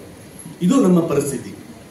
ಅದಕ್ಕೊಂದು ಸಣ್ಣ ಉದಾಹರಣೆ, ಕಿತ್ತೂರು ರಾಣಿ ಚೆನ್ನಮ್ಮ 33 ವರ್ಷಕ್ಕಿಂತ ಮುಂಚಿತವಾಗಿ, ಝಾನ್ಸಿ ಲಕ್ಷ್ಮೀಬಾಯಿ ಮುಂಚಿತವಾಗಿ ಹೋರಾಟ ಮಾಡಿದ ಏಕೈಕ ಪ್ರಥಮ ಸ್ವತಂತ್ರ ಹೋರಾಟಗಾರ್ತಿ ಕಿತ್ತೂರು ರಾಣಿ ಚೆನ್ನಮ್ಮ. ನೆಹರು ಕಾಲದಲ್ಲಿ ಅಲ್ಲಿ ಚರ್ಚೆ ಆಗ್ತಾ ಇತ್ತು. ಚರ್ಚೆ ಆಗುವಾಗ ನಮ್ಮಲ್ಲಿ 16 ಜನ ಲೋಕಸಭಾ ಸದಸ್ಯರು ಕೂತಿದ್ರು, ಘಟಾನುಘಟಿಗಳು. ನಾವು ಅವ್ರು ಚುನಾವಣೆ ಮಾಡಿ ಕಳಿಸ್ತಂತವ್ರು. ಒಬ್ಬರಿಗೆ ಇತಿಹಾಸದ ಬಗ್ಗೆ ರುಚಿ ಇಲ್ಲ, ಸಂಸ್ಕೃತಿ ಬಗ್ಗೆ ಬೇಕಾಗಿಲ್ಲ. ಮತ್ತೆ ನೆಹರು ಮುಂದೆ ಮಾತಾಡೋದಂತೂ ಬಹಳ ದೂರ ಹೋಯ್ತು. ಕೂತಿದ್ರು, ಚರ್ಚೆ ಪ್ರಾರಂಭ ಆಯ್ತು. ಯಾರಿಗೊಬ್ರು ಅನೌನ್ಸ್ ಮಾಡ್ಬೇಕಲ್ಲ, ಯಾರು ಪ್ರಥಮ ಸ್ವತಂತ್ರ ಹೋರಾಟಗಾರ್ತಿ ಅಂತ. ಉತ್ತರ ಪ್ರದೇಶರು ಎದ್ದೆದ್ದು ಅವರವರು ಪೌರ ವಿಷಯವನ್ನ ಹೇಳ್ತಾ ಇದ್ರು. 1 ನಿಮಿಷ ಮೇಡಮ್, ಸಾಹೇಬ್ರವ್ರು ಮಾತನಾಡೋ ಕೊಡಿ ಹೇಳುವಾಗ ಜನ ಸೂಕ್ಷ್ಮವಾಗಿ ಸುಮ್ಮನೆ ಕೂತ್ರು. ಅವಾಗ ಒಬ್ಬ ಪಂಜಾಬ್ನ MP ಎದ್ದು ನಿಂತಾರೆ, ಲೋಕಸಭಾ ಸದಸ್ಯ. ಅವನು ಹೇಳ್ದ, ಅರೇ ಭಾಯ್ ಸೌತ್ ಮೇ ಏಕ್ ಔರತ್ ಥಿ ನಾ, ಉಸ್ಸೆ ಪಹಲೆ ಹಿ ದೇಖೋ, ಓ ಸೌತ್ ವಾಲೆ ತೋರ ಜಾಗ ಅಂದ ಅವನು. ಅಂದ್ರೆ ದಕ್ಷಿಣ ಭಾರತದ ಎದ್ದೇಳಿ ಅಂದ. ಇವ್ರಿಗೆ ಗೊತ್ತೇ ಇಲ್ಲ, ಇವ್ರಿಗೆ ಅರಿವೇ ಇಲ್ಲ, ಇವ್ರು ಮಾತಾಡೇ ಇಲ್ಲ, ಆ ದಾಖಲೆನೇ ಇಲ್ಲ ಇದರಲ್ಲಿ ಸೆನ್ಸಸ್ ಅಲ್ಲಿ. ನಾನು ಇಡೀ ಪುಟವನ್ನು ತೆಗೆದು ನೋಡಿದೆ ಚಿತ್ರಾರ್ಚನೆ ಬಗ್ಗೆ ಅಧ್ಯಯನ ಮಾಡುವಾಗ ನಮ್ಮ ಲೋಕಸಭಾ ಸದಸ್ಯರು ಒಬ್ರು ಮಾತಾಡಿಲ್ಲ. ಅದು ದಾಖಲೆ ಆಗಿದ್ದು ಪಂಜಾಬಿನ ಒಬ್ಬ ಲೋಕಸಭಾ ಸದಸ್ಯರು ಅವನು ಹೇಳ್ತಾ ಇದ್ದಾನೆ, ಓ ಸೌತ್ ವಾಲೆ थोड़ा जागो भाई, देखो आपके इसमें कोई एक औरत थी ना, उसके बारे में बोला ना, आप लोग क्यों नहीं बोल रहे ಅಂತ ಕೇಳಿದವಂಗ. ಯಾರೋ ಮಾತಾಡಿಲ್ಲ ಇವರು. ಇದು ನಮ್ಮ ಪರಿಸ್ಥಿತಿ, ಇದು ನಮ್ಮ ಪರಿಸ್ಥಿತಿ ಇವತ್ತಿಗೆ ಇಡೀ ಕರ್ನಾಟಕದಲ್ಲಿ. ಏಕೀಕರಣ ಹೋರಾಟ ಆಗುವಾಗ ಪ್ರಪ್ರಥಮ ಪ್ರಾರಂಭ ಆಗಿದ್ದೆ ಕರ್ನಾಟಕ ವಿದ್ಯಾವರ್ತ ಸಂಘದಿಂದ. ಕನ್ನಡ ಅಂತ ಏನೇ ಇದು ಹೋರಾಟ ಪ್ರಾರಂಭ ಆಗೋದು ಇಲ್ಲಿಂದನೇ. ಅದು ಬೆಂಗಳೂರಲ್ಲಿ ಮಾಡೋರೆ ನಮ್ಮ ಕನ್ನಡಿಗರು, ಮೂಲತಃ ಉತ್ತರ ಕರ್ನಾಟಕದ ಗಂಡುಗಳಿಗೆ ಅಲ್ಲಿ ಕೆಲಸ ಮಾಡೋರು. ಚಂಪಾ ಅವರಿರ್ಲಿ, ಪಾಟೀಲ್ ಪುಟ್ಟಪ್ಪ ಅವರಿರ್ಲಿ, ಯಾರೇ ಇರ್ಲಿ ಅಲ್ಲಿ ಹೋಗಿ ಕೆಲಸ ಮಾಡೋವ್ರೆ. ಆದ್ರೂ ಸಹ ಏಕೀಕರಣದಲ್ಲಿ ಈ ಭಾಗ ಬೇಡ ಅಂದವರು ಜನ. ಅವರು ಈ ಭಾಗ ಬೇಡ ಅಂತ ದಾಖಲೆ ಇದೆ ನಮ್ಮಲ್ಲಿ, ಬೇಡ ಅಂತ ಹೇಳಿದ್ರು ಅವಾಗ. ಆದ್ರೆ ಆ ಕೆಂಗಲ್ ಹನುಮಂತಯ್ಯನ ಇವತ್ತು ನಾವು ಸ್ಮರಿಸಬೇಕು ಬಂಧುಗಳೇ. ಆ ಕೆಂಗಲ್ ಹನುಮಂತಯ್ಯನವರು ಬಂದು ಇಲ್ಲ ಆ ಭಾಗ ನಮಗೆ ಬೇಕು ಅಂತೇಳಿ ನಮ್ಮನ್ನು ಸೇರಿಸ್ಕೊಂಡ್ರು. ಅದರಿಂದ ಅವ್ರಿಗೆ ತುಂಬಾ ಅನುಕೂಲ ಆಗಿದೆ. ಆದ್ರೂ ಸಹ ರಾಜಧಾನಿ ಅಲ್ಲೇ ಇದೆ. ಎಷ್ಟು ಅನ್ಯಾಯಗಳು ನಮ್ಮ ಮೇಲೆ ನಡೀತಾ ಇದೆ. ಯಾಕೂ ನಮ್ಮ ಪ್ರತಿನಿಧಿಗಳು ಹೋರಾಟ ಮಾಡಲ್ಲ ಸರ್ಕಾರದ ವಿರುದ್ಧ, ತಮ್ಮ ಸರ್ಕಾರದ ವಿರುದ್ಧಗಳು ಯಾಕೆ ಹೋರಾಟ ಮಾಡಲ್ಲ, ಯಾಕೆ ಕೇಳಲ್ಲ ಇನ್ನೊಬ್ಬರನ್ನ? ಸುಮ್ಮನೆ ಇರ್ತಾರೆ ಅವರು. ಬೆಂಗಳೂರಿಗೆ ಬರ್ತಾರೆ, ಕೂತ್ಕೊಳ್ತಾರೆ, ಹೋಗ್ತಾರೆ, ಜೈ ಜೈ ಅಂತಾರೆ, ಬರ್ತಾರೆ ಅಷ್ಟೇ. ಇದು ನಮ್ಮ ಉತ್ತರ ಕರ್ನಾಟಕದ ಪರಿಸ್ಥಿತಿ. ಇದು ನಮ್ಮ ನಾಡು ನುಡಿ ಸಂಸ್ಕೃತಿಯ ಸಂಪೂರ್ಣವಾದಂಥದ್ದನ್ನ ಕಳಚಿ ಹೋಗ್ತಕ್ಕಂಥ ಕಾಲಘಟ್ಟದಲ್ಲೇ ಇವತ್ತು ನಾವು ಮಗ್ನರಾಗಿದ್ದೀವಿ. ಆದರೆ 662, 201 ಆ ಸಂಖ್ಯೆಯಲ್ಲಿ ನಾವು ಯಾವುದೇ ರೀತಿಯಾದಂತ ನಾಡು ನುಡಿಗೆ ಏನೇ ಮಾತಾಡಲಿ ಕೇಂದ್ರ ಸರ್ಕಾರದಲ್ಲಿ ಸಣ್ಣ ಕೆಲಸ ನಮ್ದಾಗಲ್ಲ. ಮೊದಲು ನಾವು ಒಂದಾಗಲ್ಲ, ದಕ್ಷಿಣ ಭಾರತದವರು ಒಂದಾಗಿ ಹೋರಾಟ ಮಾಡಿದ್ರು ಸಹ ಅಲ್ಲಿ ಹೋಗಿ ಕಿವಿ ಕೇಳಲ್ಲ. ಇದು ನಮ್ಮ ಪರಿಸ್ಥಿತಿ ಇವತ್ತಿಗೆ. ಅಂದ್ರೆ ಇವತ್ತು ಪ್ರಚಲಿತ ಅಂತ ಹೇಳ್ತದೆ ನಾನು, ಏನ್ ನಡೀತಾ ಇದೆ. ಆದ್ರೆ ನಾವು ಸುಮ್ಮನೆ ಕೂತ್ಕೊಳ್ಬೇಕಾ? ಇಲ್ಲ. ಕಾನೂನಾತ್ಮಕವಾದಂತಹ ಹೋರಾಟ ಮಾಡಲಿಕ್ಕೆ ನಮಗೆ ಶಕ್ತಿ ಇದೆ, ಸಂವಿಧಾನದ ಪ್ರಕಾರ ಶಕ್ತಿ ಇದೆ ನಮಗೆ. ಅದನ್ನ ಹಿರಿಯರು ಎಲ್ಲರೂ ಕೂತ್ಕೊಂಡು ಏನ್ ಮಾಡಬೇಕು, ಮುಂದೆ ಚಿಂತನೆಗಳು, ಈ ಡಿಮಿಲಿಟೇಷನ್ ಏನಾಗ್ತದೆ, ಮುಂದೆ ನಮ್ಮ ಪರಿಸ್ಥಿತಿ ಏನಾಗ್ಬೋದು ಅನ್ನೋ ಚಿಂತನೆಯನ್ನ ತಾವು ದಯವಿಟ್ಟು ಎಲ್ಲರೂ ಸಹ ನಾವು ಮಾಡಿ ಒಂದು ಸಂದೇಶವನ್ನ ಸಮಾಜಕ್ಕೆ, ನಾಡು ಸಂಸ್ಕೃತಿ ಉಳಿವಾಗಿ ಕೊಡ್ಬೇಕಂತ ಗಟ್ಟಿ ಕೆಲಸವನ್ನ ನಾವು ಮಾಡಬೇಕು. ಇನ್ನೊಂದು, ಇಡೀ ರಾಷ್ಟ್ರದಲ್ಲಿ ಭಾಷಾ ನೀತಿ ಇಲ್ಲ ಇವತ್ತಿಗೆ ನಮಗೆ. ನಾವು ಬರೀ ಭಾಷೆ ಭಾಷೆ ಭಾಷೆ ಭಾಷೆ ಅಂತ ಇದೀವಿ. ಸಣ್ಣ ಒಂದು ಉದಾಹರಣೆ, ನಮ್ಮ ಸರ್ಕಾರಗಳು ರೆಡ್ ಕಾರ್ಪೆಟ್ ಅನ್ನ ಹಾಕಿ ಮಲ್ಟಿನ್ಯಾಷನಲ್ ಕಂಪನಿಗಳಿಗೆ ಬರಮಾಡಿಕೊಳ್ತಾರೆ. ನಮ್ಮ ಮಾನ್ಯ ಮುಖ್ಯಮಂತ್ರಿಗಳು ಒಂದು ಟ್ವೀಟ್ ಮಾಡಿದರು. ಏನ್ ಟ್ವೀಟ್ ಮಾಡಿದರು? ಎಲ್ಲಾ ಕಾರ್ಖಾನೆಗಳಲ್ಲಿ ಕನ್ನಡಿಗರು ಇಷ್ಟು ಪ್ರತಿಶತ ಖಂಡಿತವಾಗಿ ಇರಲೇಬೇಕು ಅಂತ ಬೆಳಗ್ಗೆ ಟ್ವೀಟ್ ಮಾಡಿದ್ರು. ಸಂಜೆ ದಿನ ಒಂದು ಟ್ವೀಟ್ ಅನ್ನ ಅವರೇ ಡಿಲೀಟ್ ಮಾಡಿದ್ರು. ನಾ ಸರ್ಕಾರ ಬಗ್ಗೆ ಮಾತಾಡ್ತಾ ಇಲ್ಲ, ಆ ಸ್ಥಾನದ ಬಗ್ಗೆ ಮಾತಾಡ್ತಾ ಇದ್ದೇನೆ ನಾನು. ಅವರೇ ಡಿಲೀಟ್ ಮಾಡಿದಾಗ ನಮ್ಗೆ ಏನಾಗ್ತದೆ? ಯಾಕೆ ಮಾಡಿದ್ರೆ ಟ್ವೀಟ್? ಆ ಟ್ವೀಟ್ ಬಗ್ಗೆ ವಿರೋಧ ಮಾಡೋರು ಯಾರು? ಹೊರ ರಾಜ್ಯದವರಲ್ಲ, ಮೋಹನ್ ದಾಸ್ ಪೈ ಅವರು ಮತ್ತು ಕಿರಣ್ ಮುಜುಮ್ದಾರ್ ಅವರು. ಯಾಕೆ ವಿರೋಧ ಮಾಡಿದ್ರು? ಕರ್ನಾಟಕದವರು ತಾನೆ. ಯಾಕೆ ವಿರೋಧ ಮಾಡಿದ್ರು? ಅದಕ್ಕೆ ಸರ್ಕಾರ ಸಮರ್ಥನೆ ಕೊಡ್ತದೆ. ಎಲ್ಲಪ್ಪ ಹಣ ಬೇಕಲ್ಲಪ್ಪ ಅಂತ ನಮ್ಮ ಡಿ ಕೆ ಸಾಹೇಬ್ರು ಹೇಳ್ತಾರೆ. ಹಣ ಯಾರು ತರ್ತಾರ್ರಿ? ಆಯ್ತು, ಹಣ ತನ್ನಿ, ಬೇಡ ಅಂತ ಇಲ್ಲ. ಆದ್ರೆ ನಮ್ಮನ್ನು ಮಾರಿ ಹಣ ತರೋದಾ? ನಮ್ಮ ಸಂಸ್ಕೃತಿಯನ್ನು ಮಾರಿ ಹಣ ತರೋದಾ? ಇದು ಯಾವ ಪರಿಸ್ಥಿತಿ ಬಂದ್ಕೊಡಿ. ಮೇಡಮ್ ಬಹಳ ಸೂಕ್ಷ್ಮ ಹೇಳಿದ್ದಾರೆ, ನಾನು ಬಿಚ್ಚಿ ಹೇಳ್ತಾ ಇದ್ದೇನೆ ಅಷ್ಟೇ. ನೋಡಿ, ಎಲ್ಲವೂ ನಿಮ್ಮ ಕೈಲಿದೆ, ಸರ್ಕಾರಗಳ ಕೈಲಿಲ್ಲ. ನಿಮ್ಮ ಮನೆಗೆ ನಾನು ನೋಡಿದಾಗ ಇಲ್ವೇ ಇಲ್ಲ. ಚಂದ್ರಕಾಂತ್ ಬೆಲ್ಲದವರು, ನಾ ಚಿಕ್ಕವನಿರುವಾಗ ಒಂದು ಕಾಲು ಮುರಿದಿತ್ತು ಅವ್ರದ್ದು. ಒಂದು ಈ ಸರ್ ಕಾರಲ್ಲಿ ಕಾಲು ಮುರಿದಿತ್ತು, ಕಾರನೇ ಬಂದ್ರು. ಈ ಕಾಲನ್ನ ಹಿಂಗ್ ಮೇಲೆ ಇಟ್ಕೊಂಡ್ರು ಓಟ್ ಕೇಳ್ತಾ ಇದ್ರು ಸಾಹೇಬ್ರವರು, ಓಟ್ ಹಾಕಿ ಅಂತ. ಯಾರಾದ್ರೂ ನಿಮ್ಮ ಮನೆಗೆ ಮುಂದೆ ಬರ್ತಾರೆ MP MLAಗಳು? ನಾವು ಮತದಾರರು ಓಡಿ ಹೋಗ್ತೀವಿ, ಕದ್ದವ್ರ ಮನೆ ಓಡಿ ಹೋಗ್ತೀವಿ. ಅವ್ರು 1,000 2,000 ಕೊಡ್ತಾರೆ, ಓಟ್ ಹಾಕ್ತಿವಿ, ಬರ್ತೀವಿ. ನಿಮ್ಗೆ ಯಾರು, ಅವ್ರು ಯಾರು? ಯಾರು ಅವ್ರನ್ನ ಕೇಳ್ತಲ್ಲ. ನೀವು ನಾಡು ಸಂಸ್ಕೃತಿಗೆ ಎಷ್ಟು ಮಾಡ್ತೀರಿ, ಎಷ್ಟು ಶಾಲೆಗಳು ಮಾಡ್ತೀರಿ, ನೀವು ಎಷ್ಟು ಶಿಕ್ಷಕರನ್ನ ನೀವು ನೇಮಕ ಮಾಡ್ತೀರಿ, ಶಾಲೆಗಳ ನಿವೇಶನ ಎಷ್ಟು ಕೊಡಿಸ್ತೀರಿ? ಯಾರು ಕೇಳಿದಾರ ಒಟ್ಟಿಗೆ ನನ್ನ ಹಿಡ್ಕೊಂಡು? ಯಾರು ನಾವು ಕೇಳಿದೇವ? ನನ್ನ ಅವ್ರು ಎಚ್ಚರ ಮಾಡ್ತಾರೆ. ಅಂದ್ರೆ ಸರ್ಕಾರಕ್ಕೆ ಹೆದರಿ ಕೆಲಸ ಮಾಡೋದಾದ್ರೆ ನಾವು ಏನ್ ಮಾಡಕ್ಕಾಗಲ್ಲ ಬಂಧುಗಳೇ. ದಯವಿಟ್ಟು ಯಾರೇ ಇರ್ಲಿ ಪ್ರತಿನಿಧಿ, ಇರ್ರೆಸ್ಪೆಕ್ಟಿವ್ ಆಫ್ ಪಾರ್ಟಿ, ನೀವು ಕೇಳಿ, ಗಟ್ಟಿ ಹಿಡಿದು ಕೇಳಿ ಅವ್ರನ್ನ. ಎಲ್ಲ ಸರ್ಕಾರಕ್ಕೆ ಬಟ್ ಮಾಡಿದ್ರೆ, ನೀವು ಆರಿಸಿ ಕಳಿಸಿದ್ರೆ ಅಂತವ್ರು ಕಳಿಸಿದ್ರೆ ಅಂತವ್ರು ಬಂದು ಕೂತ್ಕೊಂಡು ಕೆಲಸ ಮಾಡ್ತಾ ಇರ್ತಾರೆ. ನೀವು ಕೇಳಬೇಕು, ಮತ ಹಾಕೋರು ನೀವು, ನಿಮ್ ಕಡೆ ಹಕ್ಕಿದೆ, ನಿಮ್ ಕಡೆ ಶಕ್ತಿ ಇದೆ, ನೀವು ಯಾರು ಕೇಳಲ್ಲ ಅವ್ರನ್ನ. ಒಂದು ಭಾಷಾ ನೀತಿ ಬಗ್ಗೆ ಇಡೀ ಕರ್ನಾಟಕದಲ್ಲಿ ಎಲ್ಲಿ ಭಾಷಾ ನೀತಿ ಇಲ್ಲ. ಈಗ ಕಳೆದ ನಮ್ಮ ಪುರುಷೋತ್ತಮ ಬೆಳಿಮಲೆ ಸರ್ ಬಂದ ಮೇಲೆ ನಾವು ಒಂದು ಭಾಷಾ ನೀತಿಯನ್ನು ಮಾಡ್ತಾ ಇದ್ದೀವಿ. ಏನಂದ್ರೆ ಕನ್ನಡ ಏಕೈಕವಾಗಿ ಭಾಷೆ ಬೆಳೆದಿಲ್ಲ. ಕನ್ನಡ ಪೂರ್ತಿ ಲಿಪಿ, ಕನ್ನಡದ ಲಿಪಿನ ಸೇರಿಸ್ಕೊಂಡು ಎಲ್ಲ ಸಣ್ಣ ಸಣ್ಣ ಭಾಷೆಗಳನ್ನ ಸೇರಿಸ್ಕೊಂಡು ಕನ್ನಡ ಇವತ್ತಿಗೆ ನಮ್ಗೆ ಗಟ್ಟಿಯಾಗಿರೋದು. ಈಗ ಮೇಡಮ್ ಹೇಳಿದ್ರು, ಧಾರ್ ಅನ್ನೋದು ಸಂಸ್ಕೃತ ವರ್ಡು, ವಾರ್ಡ್ ಅನ್ನೋದು ಮರಾಠದ ವರ್ಡ್ ಅಂತ, ಅವೆರಡು ಸೇರಿಸಿ ಧಾರವಾಡ ಆಗಿದೆ. ಮತ್ತೆ ಕನ್ನಡ ಹೇಗೆ ಬೆಳೀತದೆ, ಎಲ್ಲಾ ಭಾಷೆ ಸೇರ್ಕೊಂಡು ನಾವು ಬೆಳೀತದೆ. ಭಾಷಾ ನೀತಿಯಾಗಿ ಸಣ್ಣ ಸಣ್ಣ ಭಾಷೆಗಳ ಕೊಲೆ ಆಗ್ಲಾರ್ದಾಗೆ ನಾವು ನೋಡ್ಕೊಳ್ಬೇಕಾಗಿದೆ. ಒಂದು ಸಣ್ಣ ಭಾಷೆ ಕೊಲೆ ಆದ್ರೆ ಒಂದು ಇಡೀ ಜನಾಂಗ, ಇಡೀ ಸಮುದಾಯ ಕೊಲೆ ಆದಾಗೆ ಬಂಧುಗಳೇ. ಯಾವುದೇ ಸಮುದಾಯ ಇರಲಿ, ಅವ್ರು ಮನುಷ್ಯರಲ್ವಾ, ಅವ್ರಿಗೆ ಮೂಗು, ಕೈ, ಕಾಲು, ಮುಖ ಎಲ್ಲ ಇಲ್ವಾ, ಅವ್ರೆ ಆ ಭಾಷೆ ಹಾಕೊಳ್ಬೇಕು ನಾವು ಅಂತ ಒಂದು ಸೆನ್ಸಸ್ ಅನ್ನ ಪ್ರಾಧಿಕಾರ ಮಾಡ್ತಾ ಇದೆ. ಸಮಯ ಮುಗಿದಿದೆ, ಹಾಗಾಗಿ ನಾನು ಕೊನೆಯ 1 ನಿಮಿಷದಲ್ಲಿ ನನ್ನ ಮಾತನ್ನು ಮುಗಿಸ್ತೇನೆ. ಈಗ ನೀವು ಚಿಕ್ಕವರಿರುವಾಗ ಒಂದು ಊರಿಂದ ಒಂದು ಊರಿಗೆ ಹೋಗುವಾಗ ಯಾವ ಊರು ಅಂತ ನೋಡಿದಾಗ ನಾವು ಕಿಟಕಿಯಿಂದ ಹೊರಗೆ ಹಾಕಿ ಮುಖ ನೋಡಿದಾಗ ಬೋರ್ಡ್ ನೋಡ್ತಿದ್ವಿ ನಾವು. Dharwad PB road with pin code ಹಾಕ್ತಿದ್ರು ಅವರು. ತಾವು ದಯವಿಟ್ಟು ಈಗ ತೆಗೆದು ನೋಡಿ, ಯಾವ್ದಾದ್ರೂ ಬೋರ್ಡ್ ಅಲ್ಲಿ ಊರ ಹೆಸರಿದೆ ನೋಡಿ. ನೀವು ಸ್ವಲ್ಪ ಒಂದು ಸಮೀಕ್ಷೆ ಮಾಡಿ, ನೀವೇ ಸಮೀಕ್ಷೆ ಮಾಡಿ. 65,000 ನಾವು ಸೆನ್ಸಸ್ ಪ್ರಾಧಿಕಾರ ಮಾಡಿದಾಗ ಒಂದು ಸಮೀಕ್ಷೆ ಮಾಡಿದಾಗ 65,000 ಕನ್ನಡ ಪದಗಳು ಮಾಯವಾಗಿದ್ದಾವೆ ಇವತ್ತಿಗೆ. ಅವು ನಾಮಫಲಕ ಮೇಲೆ ಬರ್ತಾನೆ ಇಲ್ಲ. ಯಾರು ಕೇಳೋದನ್ನ? ಸರ್ಕಾರ ಕೇಳಕ್ಕಾಗ್ತದ? ನಿಮ್ಮ ಅಕ್ಕಪಕ್ಕ ಅಂಗಡಿ ಇರ್ತದೆ, ಅಣ್ಣ ಯಾಕೆ ಊರ ಹೆಸರು ಬರ್ದಿಲ್ಲಪ್ಪ, ಕೇಳಿ ಒಂದ್ ಮಾತವನ್ನ. ನಿಮ್ಗೆ ಅದು ಬೇಡ, ಇದು ಬೇಡ, ಮತ್ ಕನ್ನಡ ಉಳಿಬೇಕ್ರಿ, ಸರ್ಕಾರ ಏನ್ ಮಾಡಲ್ರಿ, ಅದೇನ್ರಿ, ಇದೇನ್ರಿ, ಆ MLA ಏನ್ ಮಾಡಲ್ರಿ, MP ಏನ್ ಮಾಡಲ್ರಿ, ನಾವೇನ್ ಮಾಡ್ತಾ ಇದೀವಿ? ನಾವು ಏನೋ ಮಾಡ್ತಾ ಇಲ್ಲ. ಇದು 65,000 ಕನ್ನಡ ಪದಗಳು ಮಾಯ ಆಗ್ತಂತ ವಿಷಯದಲ್ಲಿ ಇನ್ನೆಷ್ಟು ಮುಂದೆ ಆಗ್ತಾ ವಿಚಾರ ಮಾಡಿ ನೀವು. ಇನ್ನೇನು ಮುಂದೆ ಆಗ್ಬೋದು? ಅಂಗಡಿಯವರಿಗೆ ಶಕ್ತಿ ಇದೆ, ಹತ್ತಿಕಾಳ ಸಾಹೇಬರಿಗೆ ಗಟ್ಟಿಯಾದಂತ ಮನಸ್ಸಿದೆ, ವಿಜೃಂಭಣೆಯಿಂದ ಸಮ್ಮೇಳನ ಆಗ್ತಾ ಇದೆ. ನಾವು ಮನೆ ಹೋಗ್ತೀವಿ, ನೀವು ಮನೆ ಹೋಗ್ತೀವಿ, ಆದ್ರೆ ಕನ್ನಡ ಸ್ಥಿತಿ ಗತಿ, ಮುಂದಿನ ಸಂಸ್ಕೃತಿ, ಮುಂದಿನ ಯುವ ಪೀಳಿಗೆಗೆ ನಾವು ಕೊಡ್ತಕ್ಕಂತ ಕೊಡುಗೆ ಏನು? ನಮ್ಮನ್ನು ದೂಷಿಸ್ತಾರೆ ಮುಂದೆ ಅವರು. ನೀವು ಮಾಡಿದಂತ ಕೆಲಸ ಈ ತರ ನಾವು ಅನುಭವಿಸ್ತಾ ಇದ್ದೇವೆ. ಹೊರ ರಾಷ್ಟ್ರದಲ್ಲಿ ಕನ್ನಡವನ್ನು ಕಲಿತಾ ಇದ್ದಾರೆ. ಹೊರ ರಾಷ್ಟ್ರದಲ್ಲಿ ಅವ್ರಿಗೆ ಹೆಚ್ಚು ಜೀಲ ಬಂದ್ಬಿಟ್ಟಿದೆ ಈಗ ಕನ್ನಡದಲ್ಲಿ, ಕನ್ನಡ ಕಲಿಬೇಕಂತ. ಇಲ್ಲಿಯವರು ಕನ್ನಡವನ್ನ ನಾವು ಮಾರ್ಕೊಂಡು ಹೋಗ್ತಾ ಇದೀವಿ. ಯಾರು ದಯವಿಟ್ಟು ತಪ್ಪು ತಿಳ್ಕೋಬಾರ್ದು, ನಾನು ನೇರವಾಗಿ ಮಾತನಾಡಿದ್ದೀನಿ. ದಯವಿಟ್ಟು ಈ ಚಿಂತನೆಯಲ್ಲಿ ನಾವು ಮಾಡಿದರೆ ನಾವು ಏನಾದರೂ ಸಾರ್ಥಕತೆಯನ್ನು ಮಾಡಿ ನಮ್ಮ ಮುಂದಿನ ಜನಕ್ಕೆ ಕೊಡುಗೆಯನ್ನು ಕೊಡ್ಲಿಕ್ಕೆ ಸಾಧ್ಯವಾಗ್ತದೆ. ಮತ್ತೊಮ್ಮೆ ಹತ್ತಿಕಾಳ ಸರ್ರನ್ನ ಅಭಿನಂದಿಸಿ, ಈ ಸಮ್ಮೇಳನ ಬಹಳ ವಿಜೃಂಭಣೆಯಾಗಿದೆ. ತಾವು ತಮ್ಮ 1 ವರ್ಷದ ಅವಧಿಯಲ್ಲಿ ನಿವೇಶನಕ್ಕೂ ಸಹ ತಾವು ಕೈ ಜೋಡಿಸಿ, ತಮ್ಗಡೆ ಆ ಶಕ್ತಿ ಇದೆ, ಆ ಒಂದು ಕನೆಕ್ಟಿವಿಟಿ ಇದೆ. ತಾವು ಬಂದ್ರೆ ಸಹ, ಅಧ್ಯಕ್ಷರು ಬಂದ್ರು ಸಹ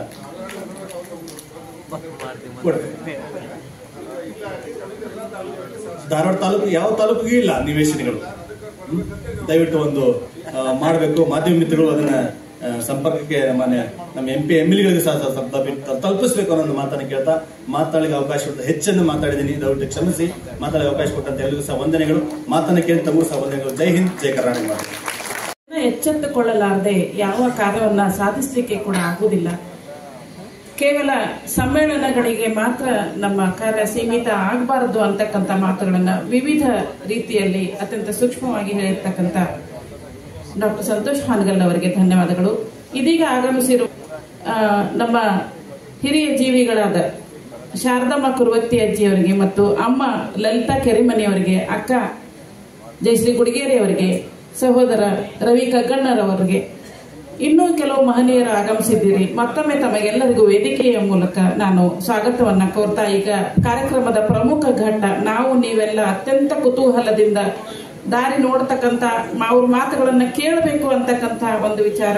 ಈಗ ಸಮ್ಮೇಳನದ ಸರ್ವಾಧ್ಯಕ್ಷರು ಡಾಕ್ಟರ್ ನಿತಿನ್ ಚಂದ್ರ ಹತ್ತಿಕಾಳ್ ಅವರು ವೃತ್ತಿಯಲ್ಲಿ ವೈದ್ಯರಾದರೂ ಕೂಡ ಪ್ರವೃತ್ತಿಯಲ್ಲಿ ಸಾಹಿತಿಗಳು. ಧಾರವಾಡದ ಕಾಮಿನಿ ಡಾಕ್ಟರ್ ಅಂತಾನೆ ಪ್ರಸಿದ್ಧರಾಗಿರ್ತಕ್ಕಂಥ ಅವರು ಅಪ್ಪಟ ಗಾಂಧಿವಾದಿಗಳು. ಅವರು ಶರಣ ಸಂಸ್ಕೃತಿಯನ್ನ, ಗಾಂಧಿ ತತ್ವಗಳನ್ನ ಬಾಲ್ಯದಿಂದಲೇ ಮೈಗೂಡಿಸಿಕೊಂಡು ಅತ್ಯಂತ ಜನಪ್ರಿಯ ವೈದ್ಯರು, ಅತ್ಯಂತ ಜನಪ್ರಿಯ ಸಾಹಿತಿಗಳು ಕೂಡ ಅಂತ ಗುರುತಿಸಿಕೊಂಡು ಅವರು ನಮ್ಮ ಸಮ್ಮೇಳನದ ಸರ್ವಾಧ್ಯಕ್ಷರಾಗಿದ್ದು ನಮ್ಮೆಲ್ಲರಿಗೂ ಕೂಡ ಹೆಮ್ಮೆಯ ಸಂಗತಿ. ಅವರ ಮಾತುಗಳನ್ನ ನಾವೀಗ ಕೇಳೋಣ, ಆಲಿಸೋಣ. ಡಾಕ್ಟರ್ ನಿತಿನ್ ಚಂದ್ರ ಹತ್ತಿಕಾಳ್ ಅವರು.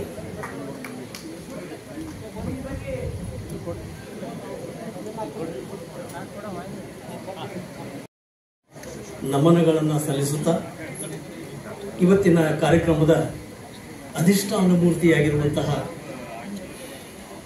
ತಾಯಿ ಭುವನೇಶ್ವರಿಯನ್ನ, ಅದೇ ರೀತಿ ತಾಯಿ ಭಾರತಾಂಬೆಯನ್ನು ಕೂಡ ಹೃನ್ಮನಗಳಲ್ಲಿ ನೆನೆಯುತ್ತಾ ಇಂದಿನ ಅತ್ಯಂತ ಅರ್ಥಪೂರ್ಣವಾದಂತಹ ಈ ಹಬ್ಬ ಕಾರ್ಯಕ್ರಮ ಅನ್ನೋಕ್ಕಿಂತಲೂ ಹಬ್ಬ ಅಂತ ನಾವು ಅನ್ಬೋದು. ಇಂತಹ ಧಾರವಾಡ ತಾಲೂಕು 11ನೇ ಕನ್ನಡ ಸಾಹಿತ್ಯ ಸಮ್ಮೇಳನದ ಅಂಗವಾಗಿ ನಾವು ನೀವೆಲ್ಲ ಇಲ್ಲಿ ನೆರೆದಿದ್ದೇವೆ. ಕಾರ್ಯಕ್ರಮಕ್ಕೆ ಉಪಸ್ಥಿತರಿರುವಂತಹ, ವೇದಿಕೆ ಮೇಲೆ ಆಸೀನರಾಗಿರುವಂತಹ ಧಾರವಾಡ ಜಿಲ್ಲಾ ಕನ್ನಡ ಸಾಹಿತ್ಯ ಪರಿಷತ್ತಿನ ಅಧ್ಯಕ್ಷರಾಗಿರುವಂತಹ ಲಿಂಗರಾಜ್ ಅಂಗಡಿಯವರೇ, ಧಾರವಾಡ ತಾಲೂಕು ಸಾಹಿತ್ಯ ಸಮ್ಮೇಳನದ ಸಾಹಿತ್ಯ ಪರಿಷತ್ತಿನ ಅಧ್ಯಕ್ಷರಾಗಿರುವಂತಹ ಮಹಾಂತೇಶ್ ನರೇಗಲ್ ಅವರೇ,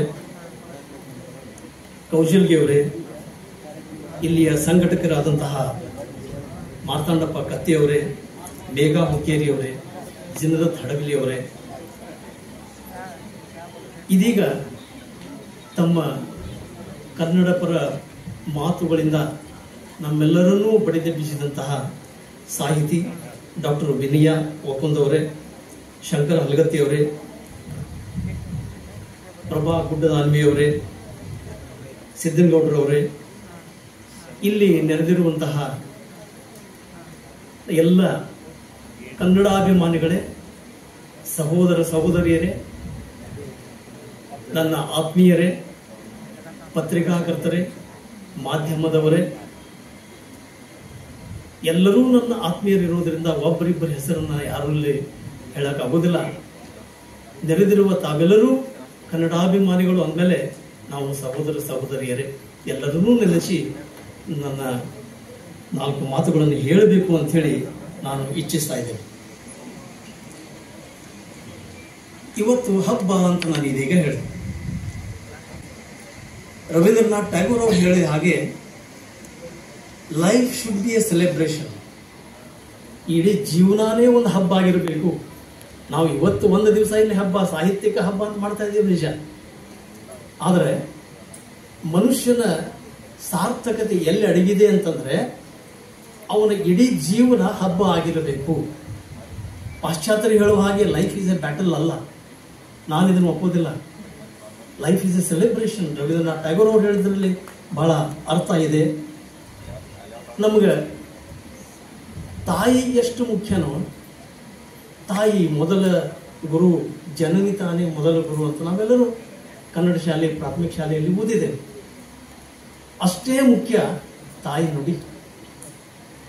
ತಾಯಿ ನಮಗೆ ಕಲಿಸಿದಂತಹ ಆ ನುಡಿ, ಮಾತೃಭಾಷೆ, ನಮ್ಮ ಕನ್ನಡ ಭಾಷೆ ನಮಗೆ ಅಷ್ಟೇ ಮುಖ್ಯವಾದದ್ದು, ಅಷ್ಟೇ ಪ್ರಿಯವಾದದ್ದು. ಅದರ ಬಗ್ಗೆ ನಾವು ಅಭಿಮಾನ ಪಡಬೇಕು.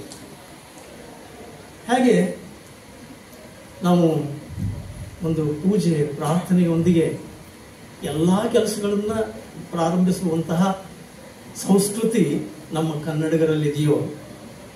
ಇವತ್ತು ಒಬ್ಬ ವಿದ್ಯಾರ್ಥಿ ಒಂದು ಪುಸ್ತಕ ಕೊಂಡ್ಕೊಂಡು ಬಂದ, ಒಂದು ಹೊಸ ಪೆನ್ ತಂದ ಅಂದ್ರೆ ಅದಕ್ಕೊಂದು ಹೂ ಏರಿಸಿ ಪೂಜೆ ಮಾಡಿ ಆ ಪುಸ್ತಕ ಓದಲಿಕ್ಕೆ ಪ್ರಾರಂಭ ಮಾಡ್ತಾರೆ. ಹಾಗೆ ಈ ಕಾರ್ಯಕ್ರಮದಲ್ಲಿಯೂ ಕೂಡ ನಾನು ಕುವೆಂಪುವರ ಒಂದು ಕವನದ ಮುಖಾಂತರ ಇವತ್ತಿನ ಮಾತುಗಳನ್ನು ಪ್ರಾರಂಭ ಮಾಡೋಣ ಅಂತ ಅನ್ಕೊಳ್ತಾ ಇದ್ದೇನೆ. ನಿನ್ನಾಶೀರ್ವಾದ ಪರಿವೇಶ ಮುತ್ತಿರಲಿ ನನ್ನನು ಸದಾ, ನಿನ್ನಾಶೀರ್ವಾದ ಪರಿವೇಶ ಮುತ್ತಿರಲಿ ನನ್ನನು ಸದಾ,